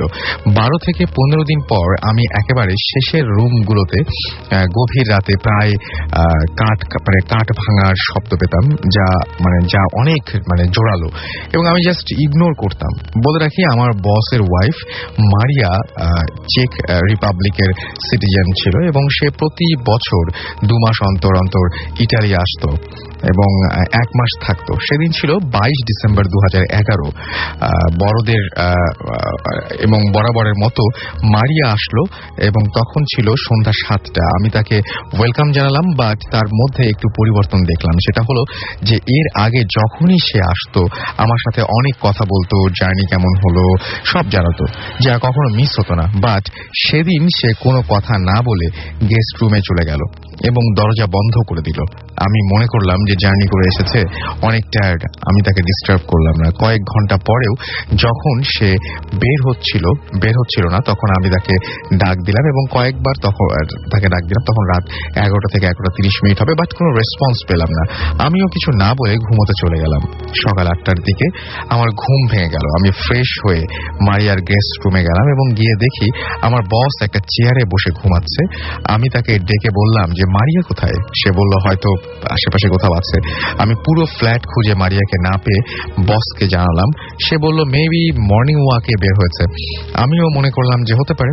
ঘটনাটা ঘটলো ঠিক সকাল 9টার দিকে। বাসার TNT নাম্বারে একটা কল আসলো মারিয়ার বাড়ি থেকে এবং মারিয়ার মেয়ে ওপাশ থেকে কিছু বলতে গিয়ে কান্না করে ফেললো এবং আমি জিজ্ঞেস করলাম যে কি হয়েছে। যা শুনলাম সেটা শুনে আমি ভয়ে মাটিতে পড়ে গেলাম এবং আমার বস আমাকে বলল যে কি হয়েছে। আমি লাইন পাস করলাম এবং তাকেও কাঁদতে কাঁদতে বলল যে মারিয়া গতকাল রাতে হার্ট অ্যাটাক করে মারা গেছে এবং সকাল 8টায় তার মৃতদেহ ঘর থেকে বের করে আনা হয়েছে। এবং সে আমাকে বলল যে তাহলে রাতে যে মারিয়া ছিল, যেহেতু সকাল 8টার সময় ডেড বডি পাওয়া গেছে ঘর থেকে, তাহলে যে মারিয়ার সাথে রাতের বেলায় দেখা হয়েছিল সেই মারিয়াটা কে ছিল? এবং এই ঘটনার পরে 10 জানুয়ারি তিনি দেশে চলে আসেন। এরপরেও তিনি বলছেন যে আমার লাইফে আরেকটা ঘটনা ঘটেছে, আশা করি সেই ঘটনাটাও আমি পাঠাবো এবং আশা করি আমরাও সেটা পড়বো। এবং এরকম অদ্ভুত ঘটনা ঘটে কিন্তু, যে মৃত মানুষ, আমরা এর আগেও এরকম ঘটনা শুনেছি, মৃত মানুষের সাথে হঠাৎ করে দেখা হয়ে যায় খুব অস্বাভাবিক কোনো একটা কারণে। আমাদের সঙ্গে আরো একজন গেস্ট রয়েছেন, সেই গেস্টের ঘটনা আমরা শুনবো। তার আগে আমরা কিছু SMS পড়বো। মাহমুদ সজীব আমাদের SMS করেছেন, রনি আমাদের SMS করেছেন আকিব হিমন বরিশাল থেকে, SMS করেছেন দিগন্ত সিদ্দিক আমাদেরকে রাজশাহী থেকে। এছাড়াও আমাদেরকে SMS করেছেন, দেখতে পাচ্ছি তাফুর বলছেন রাসেল ভাই কেমন আছেন, এবং তিনি বলছেন যে ভৌতিস টিম কোথায়। ভৌতিস টিম ডেফিনেটলি কিছুদিনের মধ্যে জয়েন করবে আমরা আশা করি। চট্টগ্রাম থেকে আমাদেরকে কিডন্যাপার ফয়সাল বলছেন আর কয়টা SMS পাঠাবো। না, আপনার SMS কয়টা পাঠাবেন তা আমি বলতে পারছি না, কিন্তু আপনার SMS আমি পড়ে ফেলেছি এটুকু বলতে পারি। তানভীর আমাকে লিখেছেন যে আমার বোন মা একসাথে বারান্দায় বসে বসে ভূত FM শুনছি, আজকের কাহিনীগুলো জোশ হচ্ছে। আর পিঙ্কি আমাকে লিখেছেন যাত্রাবাড়ির ওয়াবদা কলোনি থেকে যে আমি ভূত FM শুনছি, অনেক পছন্দ করি। রাসেল চট্টগ্রাম মেডিকেল কলেজ থেকে লিখেছেন ভাইয়া আমি আপনার সঙ্গে আছি। সিলেট থেকে মৌমিতা লিখেছেন আই লাইক ভূত FM। তাসিন গোপালপুর লালপুর থেকে আমাদের SMS পাঠিয়েছেন। নওরিন শর্মা নিশু মাহি রিমা সিলেট থেকে লিখেছেন। এছাড়াও আমাদেরকে রনি আমাদের SMS করেছেন, স্টুডেন্ট অফ বুয়েট তাই লিখেছেন, এবং তিনি বলছেন আমি একা শুনছি তাই অনেক মজা পাচ্ছি। উর্মি আমাদের লিখেছেন এবং উর্মি বলছেন মিরপুর থেকে ভাইয়া ভূত FM শুনতে অনেক ভালো লাগে, পুরো সপ্তাহ ভূত FM এর জন্য ওয়েট করি। আপনারা যত বেশি ঘটনা পাঠাবেন তত বেশি এটার আরো বেশি এপিসোড বাড়ানোর সম্ভাবনা বাড়বে এবং সেই ঘটনাগুলো অবশ্যই খুব ভালো হতে হবে। শিপ্রু আমাদের লিখেছেন যে তিনি হচ্ছে ভূতের একমাত্র বউ। আচ্ছা, আমাদেরকে তিথি বিথি জয় মুক্তা SMS করেছেন খুলনা থেকে। ইমরান ঢাকা থেকে SMS করেছেন। আমি আপনার কাছে চলে আসি এবং আপনার নামটা একটু বলবেন প্লিজ। হ্যালো লিসনার্স, আমি আকিব, আমি ঢাকা ইউনিভার্সিটিতে পড়ছি। ওকে, আপনার ঘটনায় চলে আসি একদম সরাসরি, যেহেতু সময় খুব কম আমরা সরাসরি ঘটনায় চলে যাব। প্রথমে থ্যাংক ইউ রাসেল ভাইকে যে আমাকে এখানে আনার জন্য। আর রাসেল ভাই, আমি তখন খুব ছোট ছিলাম, আমার বাবার ফ্রেন্ড একটা নতুন বাসা ভাড়া নেয়, এটা ছিল রামপুরাতে। আচ্ছা, ওইখানে একটা বাসার পাশে ছিল আপনার একটা ঝিলটার মধ্যে নর্দমা, ওটার মধ্যে ময়লা ফেলতে ফেলতে ভরে ফেলছে। আচ্ছা, আর বিল্ডিংটাও ছিল ঝিলের উপর, তারা 4 তলা ভাড়া নেয়। আঙ্কেল অবশ্য ওই বাড়িটার সম্বন্ধে কিছু জানতো না, সে ভাড়া কম দেখে ওই বাড়িটা উঠে পড়ছে। আঙ্কেল জব করতো, তাই সপ্তাহে তাকে 4 দিন বাইরে থাকতে হতো। আচ্ছা, তো একদিন হঠাৎ করে তার ছেলে দেখে যে জানলা দিয়ে মানে একটা বিশাল ভয়ঙ্কর একটা মেয়ে আকৃতি, তার পা হচ্ছে নিচে আর তার মাথা হচ্ছে 6 তলার উপরে, তাকে ডাকছে। এবং সেই কথাগুলো দেখে তার মাকে জানায়, কিন্তু তার মা বিশ্বাস করতে চায় না, বলছে যে ছেলে হয়তোবা ভুল দেখছে, বাচ্চা মানুষ, তার কথা তো বিশ্বাস করা যায় না। সো আন্টি বিশ্বাস না করে সে একদিন হঠাৎ করে দেখে যে তার ঘরে কে জানি নক করছে। নক করার পর সে দরজা খুলে দেখে যে কেউই না। ঠিক সেই সময় একটা জোরে চিৎকার, বিকট একটা আওয়াজে। সো আন্টি ভয় পেয়ে দরজাটা লাগিয়ে দেয়। ঠিক সেই মুহূর্তেই তার টয়লেট থেকে এমন একটি বাজে গন্ধ বের হচ্ছে যেটা মানে সহ্য করার মতো না। সো আন্টি এত পানি ঢাললো কিন্তু কিছুতেই মানে গন্ধটা দূর হচ্ছে না। তারপর ঠিক এমনিতেই গন্ধটা মানে চলে গেছে। আচ্ছা, তখন ছিল কারেক্ট 12টা। আন্টি খেয়াল করে দেখছে একদিন। তারপর আন্টি এই ভয়ে আন্টি একদিন আমাকে মাকে ফোন করে বলে সবকিছু জানায় যে ভাবি এই হয়েছে। সো মা সাথে সাথে আমাকে নিয়ে আন্টির বাসায় চলে যায়। চলে গিয়ে সো আমরা সেদিন আন্টির বাসায় থাকি। থেকে মার ওই দিন আমরা ঘুমাই না, ওই দিন আমরা সবকিছু মানে রাতে আমরা মানে ঘুমানোর ভান করে সব জেগে থাকি, দেখবো কি হয়। তখন আমিও ছোট ছিলাম, মা বলছে আমাকে যে তুমি ঘুমিয়ে পড়ো, কিন্তু আমি ঘুমাতে চাইনি, আমি চিন্তা করেছি যে একটা এক্সাইটিং একটা ব্যাপার যে আমি দেখবো, ভূত দেখবো। তখন আমি খুব ছোট, তখন দেখলাম যে এটা সত্যি যে একটা কালো করে কুচকুচে কালো সাদা কাপড় পরা একটা মেয়ে দাঁড়িয়ে তাকে ডাকছে। সো এটা আমি নিজের চোখে দেখেছি। দেখার পর তো আমি তো ভয়ে মানে আমার সাথে সাথে জ্বর এসে পড়েছে। সকালবেলা মা উঠে আন্টিকে বলে যে তোমাদের এই বাসায় থাকার দরকার নেই, তোমরা আমার সাথে চলো, আমার বাসায় থাকবে যতদিন আর অন্য বাসা না পাও। পরে আন্টি রাজি হলো। এই মুহূর্তে আঙ্কেল চলে আসছে। আঙ্কেল চলে এসে আঙ্কেল বললো যে আঙ্কেলকে আন্টি সব খুলে বললো, মাও বলছে। পরে আঙ্কেল বললো, আঙ্কেল বিলিভ করেনি, আঙ্কেল বলছে আর এগুলা আঙ্কেল তাও আবার ভূতের ব্যাপারে কিছু বিশ্বাস করে না। সো আঙ্কেল তারপর বললো কিছু হবে না, আমি আমার ইয়াতে থাকি। পরে আমরা চলে আসলাম আমাদের বাসায়। পরে আন্টি একদিন দেখলো হঠাৎ করে মানে ঘুমের মধ্যে, যে ঘুম থেকে উঠে দেখে কি যে তার ছেলেটার মানে জানলা দিয়ে কে জানি টেনে বাইরে এক পা বের করে নিয়ে গেছে। এটা দেখে আন্টি ভয় পেয়ে গেছে। তখন আঙ্কেল ছিল না বাসায়। আন্টি এটা দেখে ভয় পেয়ে বাচ্চাটাকে মানে ধরে বুকে জড়িয়ে বেহুশ হয়ে গেছে। সো এই কথা আঙ্কেলকে জানায়। সো আঙ্কেল আবার তাড়াতাড়ি করে বাসায় চলে আসে। চলে আসার পর ওই দিন আঙ্কেল আর বাইরে যায় না, কিন্তু এই মুহূর্তে রাতের বেলা আন্টি তারপর আবার এই হুজুর ডাকে, মানে যাকে ওঝা, মানে যে ভূত ঝাড়ায়। সো ওঝা এসে সো বাচ্চাটাকে একটা তাবিজ দিয়েছে, যে বলছে এটা সাথে রাখতে, তাহলে আর এরকম আর কিছু হবে না। আন্টি মানে বাচ্চাটার ডান হাতে বেঁধে দিয়েছিল, কিন্তু হঠাৎ একদিন মানে বাচ্চা খেলতে খেলতে তাবিজটা ফেলে দিয়েছে বা পড়ে গেছে, এরকম হবে একটা। তারপর আন্টি ওই দিন রাতে আঙ্কেলের ফোন আসছে, আঙ্কেল আবার বাইরে চলে গেছে।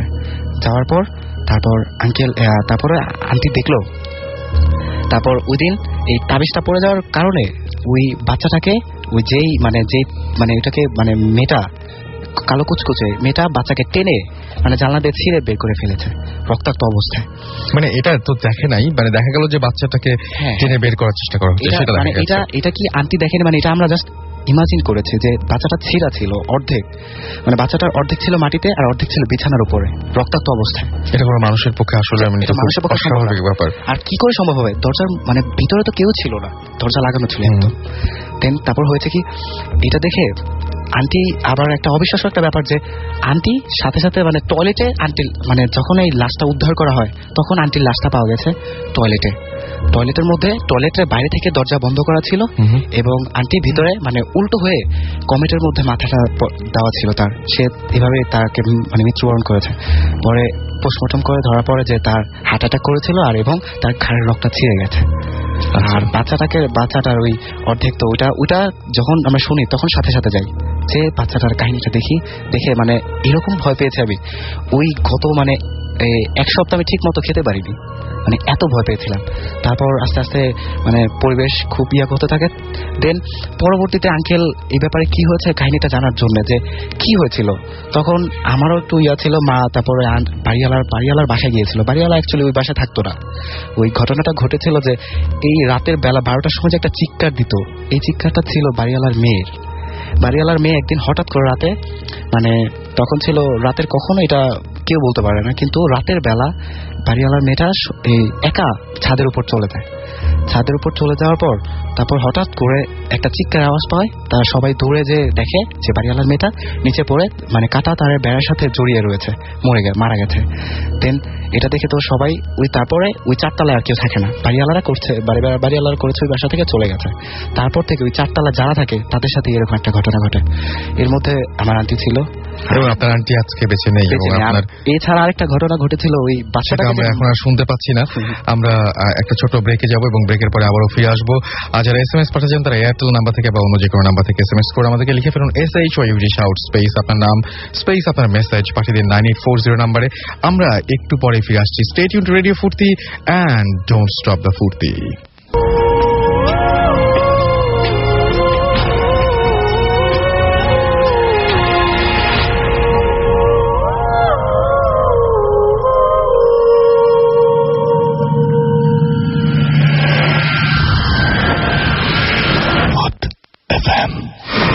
Haunted by Airtel.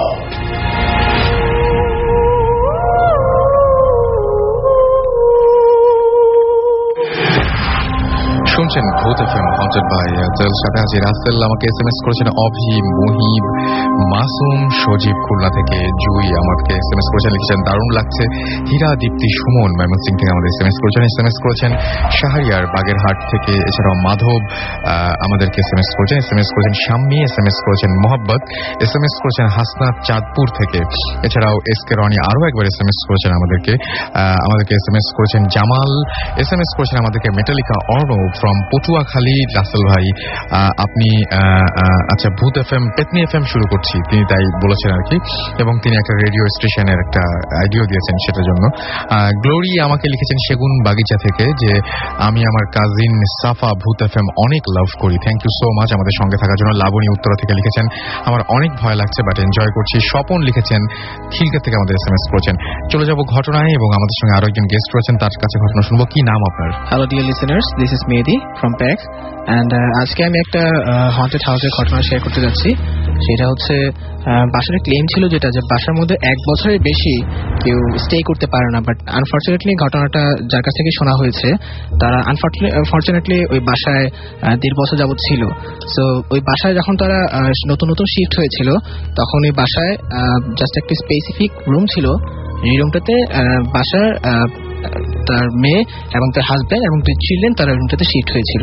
সো ওই রুমটাতে যখন শিফট হওয়ার পরে তারা মানে একটা স্পেসিফিক টাইম, দ্যাট মিনস 2টা থেকে 3টার ভিতরে আর কি তাদের ঘুম ভেঙে যায় এবং তাদের বাসার ঠিক পাশে ছিল একটি আঙুর গাছ, যেটার দিকে তাদের চোখ যায় এবং চোখ গেলে দেখা যেত যেটা যে একটা শ্যাডো, ব্ল্যাক শ্যাডো, যেটা উইন্ডো জানালার লেফট সাইড থেকে রাইট সাইড এবং রাইট সাইড থেকে লেফট সাইড একটা মানে হিউম্যান শেপ আসা যাওয়া করতে মানে খুব স্পিডে। দ্যাট মিন্স রেগুলারই ঘুম ভাঙতো একটা সময় এবং রেগুলারই ওই আঙুর গাছটার দিকেই চোখ যেত। হ্যাঁ সেটাই। Okay fine. এন্ড প্রথমে জিনিসটা এক্সপিরিয়েন্স করে আর কি ওই আপু, দেন আর কি তার হাজবেন্ড, বাট তার জিনিসটা ফানি হবে বিদায় আর কি ফ্যামিলি কারোর সাথে এক্সপিরিয়েন্স করেনি, মানে সরি এক্সপ্রেস করেনি, শেয়ার করে। হ্যাঁ শেয়ার করেনি। বাট একদিন আপু আর কি ঘুম ভেঙে দেখলো যে শ্যাডোটা তারা ডেলি দেখতো সেই শ্যাডোটা ঘরের বাইরে না, তাদের বাসার ভিতরে, এবং তিনি খুব ভয় পেয়ে যায় এবং সেটা তিনি ফ্যামিলি মেম্বারদেরকে ডেকে বলে।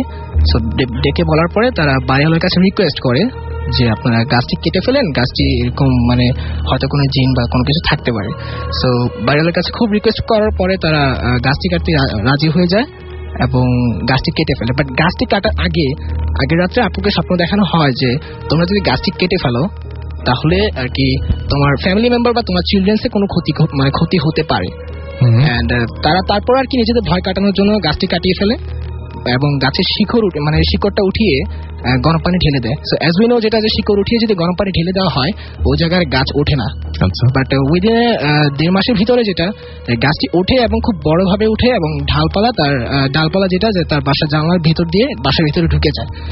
তারপর আবার ওই যে শ্যাডো দেখার অ্যাজ ইউজুয়াল ঘটনা চলতে থাকে এবং তারা বাড়িওয়ালাকে খুব রিকোয়েস্ট করে সেকেন্ড টাইম গাছটি কাটিয়ে ফেলে। বাট সেকেন্ড টাইম ঘটনাটা আবার রিপিট হয়েছে, যেটা রিপিট হয়েছে সেটা হচ্ছে যেটা যে তাদেরকে আবারও স্বপ্ন দেখানো হয় যদি গাছ কেটে ফেলা হয় তা ফ্যামিলি যে কোনো মেম্বারের কোনো খুব ক্ষতি হবে আর কি।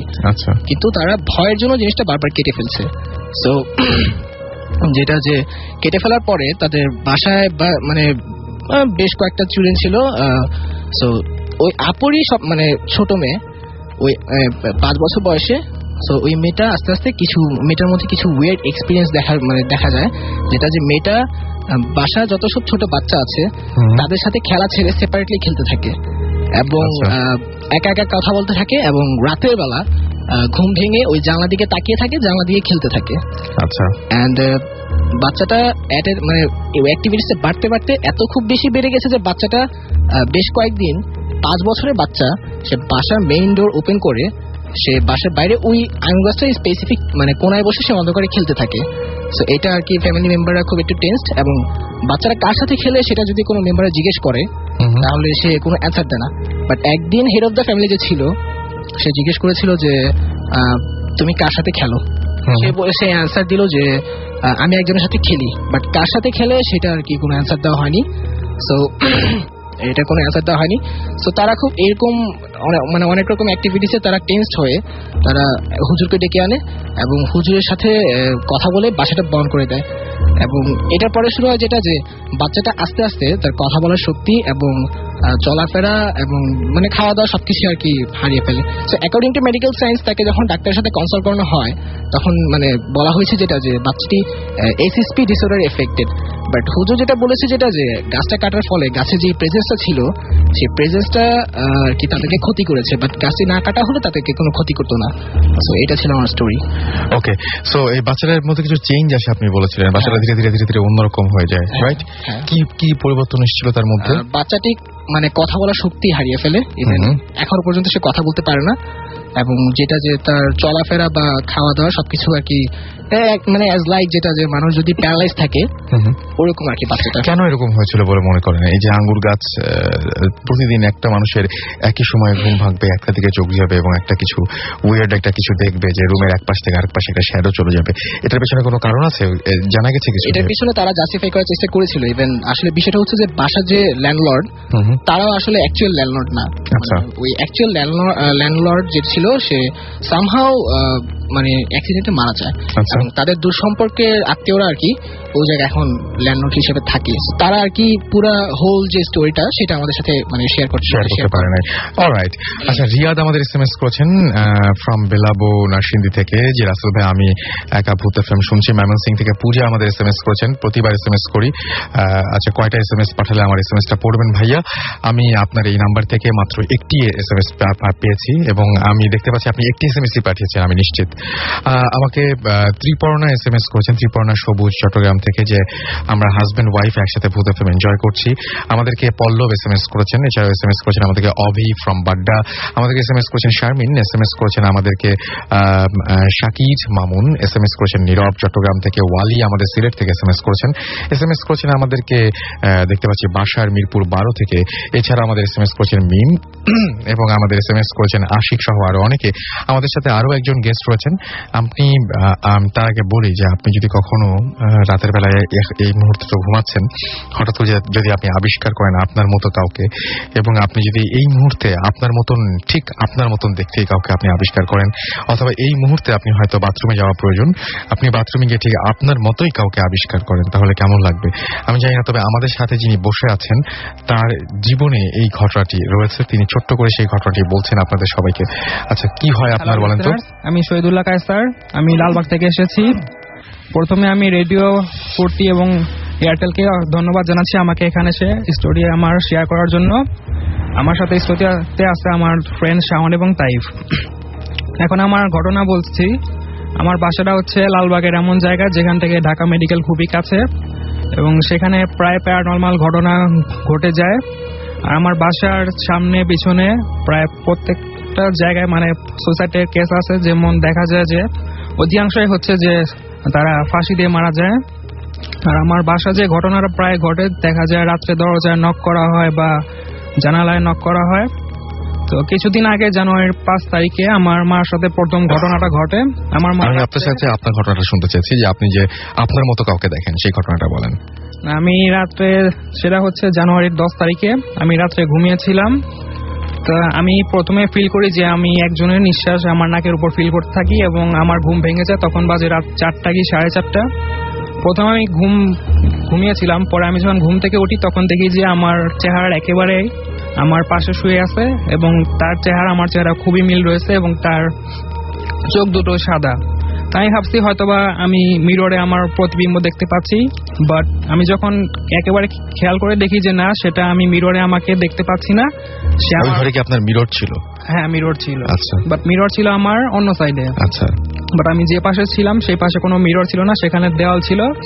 দেয়াল আমি দেখতে পাই যে আমার সাথে একজন শুয়ে আছে আমারই একেবারে হুবহু আমার চেহারার। তখন আমি আমার নিজের গায়ে হাত দিয়ে আমার গালে আমার চেহারায় হাত দিয়ে দেখতে পাই যে না, এটা তো আমার প্রতিবিম্ব নয় এবং সে আমার দিকে তাকে স্মাইল করতেছে এবং খুবই ভয়ঙ্কর হাসি। তখন আমি সেকেন্ড টাইম আর তার দিকে তাকানোর সাহস করি নাই। যখন ফজরের আজান দেয়া হয় সাথে সাথে আমি পিছনে ঘুরে দেখি যে সে আমার যে সাথে শুয়েছিল আমারই চেহারা একজন, সে ভ্যানিশ হয়ে গেছে। এটা ছিল আমার ফার্স্ট ঘটনা। আচ্ছা, তো এই ঘটনাটাই আপনার বেসিক্যালি হয়েছিল যে আপনি আপনার নিজের মতো একজনকে দেখেছেন এবং আপনি পুরোপুরি ফিল করতে পেরেছেন যে রক্ত মাংসের একজন মানুষের মনে হচ্ছে। আমি আমার নাকে ফিল করি পেয়েছেন তার মানে, এবং এটা ভয় মানে কি বলবো, যেটা ভুল হওয়ার কোনো কারণ নেই এবং এটা এবং আপনি স্বপ্নও দেখছিলেন না, that's for sure. Okay, fine. আর আমি সূরা পড়ে তারপর ঘুমাই দেন, আমার কোনো প্রবলেম হয় নাই। আচ্ছা, এরকম ঘটনা আপনাদের বাড়িতে মানে অহরহই ঘটে? হ্যাঁ, আমার মার সাথে 2-3 বার ঘটছে। আমার মা ফিল করছে যে তার সাথে কেউ শুয়ে আছে এবং তার নাকেও মানে নিঃশ্বাস ফিল করছে। কখনো বা হাই তুলে বা দেখা যায় দরজা নক করা হয়। এবং আপনাদের, এবং আপনি যেটা বললেন যে আপনাদের ওই এলাকায় এরকম সুইসাইড কেস অহরহই ঘটে। অলরাইট, আজকে হাতে আসলে সময় নেই, নাহলে আরো অনেক কিছু শোনা যেত। আমাদের শো শেষ করতে হবে। আমি তার আগে ছোট্ট করে কিছু SMS পড়ে ফেলতে চাই। কাজী অমিত আমাদের লিখেছেন, অর্ণব আমাদেরকে আবারও SMS করেছেন আমাদেরকে, এবং তিনি লিখেছেন যে হ্যাপি নাইটমেয়ার। তৃষা আমাদের SMS করেছেন আমাদেরকে, MD নাসির উদ্দিন এছাড়াও আমাদের SMS করেছেন দেখতে পাচ্ছি এখানে, আজাদ এছাড়াও SMS করেছেন আমাদেরকে, রাব্বি ত্রিশাল থেকে। আর আজকে যারা SMS পাঠালেন তারা অনেকে আছেন যে অনেক করে SMS পাঠিয়েছেন, তাদের সবাইকে অনেক ধন্যবাদ। যারা একটি হলেও SMS পাঠিয়েছেন তাদেরকে সবাইকে ধন্যবাদ। যারা একটিও SMS পাঠাননি কিন্তু আমাদের সঙ্গে ছিলেন তাদেরকেও অসংখ্য ধন্যবাদ, কারণ আপনারা ভূত FM এর সাথে থাকেন বলেই ভূত FM এরকম জমজমাট হয়ে ওঠে। এবং আপনারা যেরকম গল্প পাঠাবেন, যেরকম ঘটনা আপনারা আমাদেরকে জানাবেন, ভূত FM সেই রকম ঘটনায় আপনাদের সামনে নিয়ে এসে হাজির করতে পারবে। সুতরাং আপনাদের জীবনের শ্রেষ্ঠ ঘটনাগুলো আমাদের কাছে পাঠিয়ে দিন, এবং এমন কোনো ঘটনা অবশ্যই নয় যে ঘটনাগুলো আপনার নিজেরই বিশ্বাস হয় না, বা যে ঘটনা মানে অনেকে আমাকে বলেন যে ভাইয়া কিভাবে বুঝবো যে এটা ভালো ঘটনা। আসলে এটা বোঝার খুব একটা সহজ উপায় আছে, যে আপনি যে ঘটনাটি আমাকে পাঠাচ্ছেন সেই ঘটনাটি যদি কেউ আপনাকে পড়ে শোনাতো বা আপনাকে যদি সেই ঘটনাটি কেউ বলতো, তাহলে আপনার শুনতে কেমন লাগতো। এটা হচ্ছে সবচাইতে সহজ উপায় ভালো ঘটনা বেছে বের করার। সুতরাং আমাদেরকে আপনাদের শ্রেষ্ঠ ঘটনাগুলো পাঠিয়ে দিন, এবং সেই ঘটনা পাঠাতে যে অ্যাড্রেসটি আপনাদের লিখে নিতে হবে সেটি হচ্ছে bhutfm@radiofurti.fm। আমি স্পেলিংটি বলে দিচ্ছি, BHOOTFM@radiofurti.fm, RADIOFOORTI.fm। এবং এখানে নাম, ঠিকানা, ফোন নাম্বার সহ আপনার ঘটনাটি পাঠাতে হবে, এবং জানিয়ে দিতে হবে যে আপনি স্টুডিওতে এসে ঘটনাটি শেয়ার করতে চান নাকি আপনি চান যে আপনার ঘটনাটি আমরা পড়ে শোনাই। এনিওয়েজ, আজকে শো কেমন লাগলো সেটাও আমাদের SMS এখন আর সময় নেই, সুতরাং ইমেল করে জানাতে পারেন আজকে শো কেমন লাগলো, কিভাবে কি চান আপনারা ভূত FM এ কি হলে ভালো লাগে। আসলে ইট ডিপেন্ডস অন ইউ। আপনারা যখন ঘটনা পাঠাবেন আপনাদের ঘটনা যেমন হবে ভূত FM তেমন হবে। আসলে যাই হোক, কথা হবে আবারও আগামী শুক্রবার। সেই পর্যন্ত সবাই ভালো থাকবেন, সুস্থ থাকবেন, সুন্দর থাকবেন, মোস্ট ইম্পর্টেন্টলি ফুর্তিতে থাকবেন, এবং অবশ্যই সুস্থ থেকে মানে বাকি রাতটা সুন্দরভাবে পার করবেন। এবং যে ভয়ের ঘটনাগুলো আপনারা শুনেছেন সেই ঘটনাগুলো অবশ্যই বারবার করে মনে করার চেষ্টা করবেন না। অবশ্য মনে করলেও কোনো আপত্তি নেই, তাহলে আগামী সপ্তাহে হয়তো আমরা আরো ভালো, আরো ভয়াবহ কোনো ঘটনা পাবো। আজকের মতো এখানে শেষ করছি।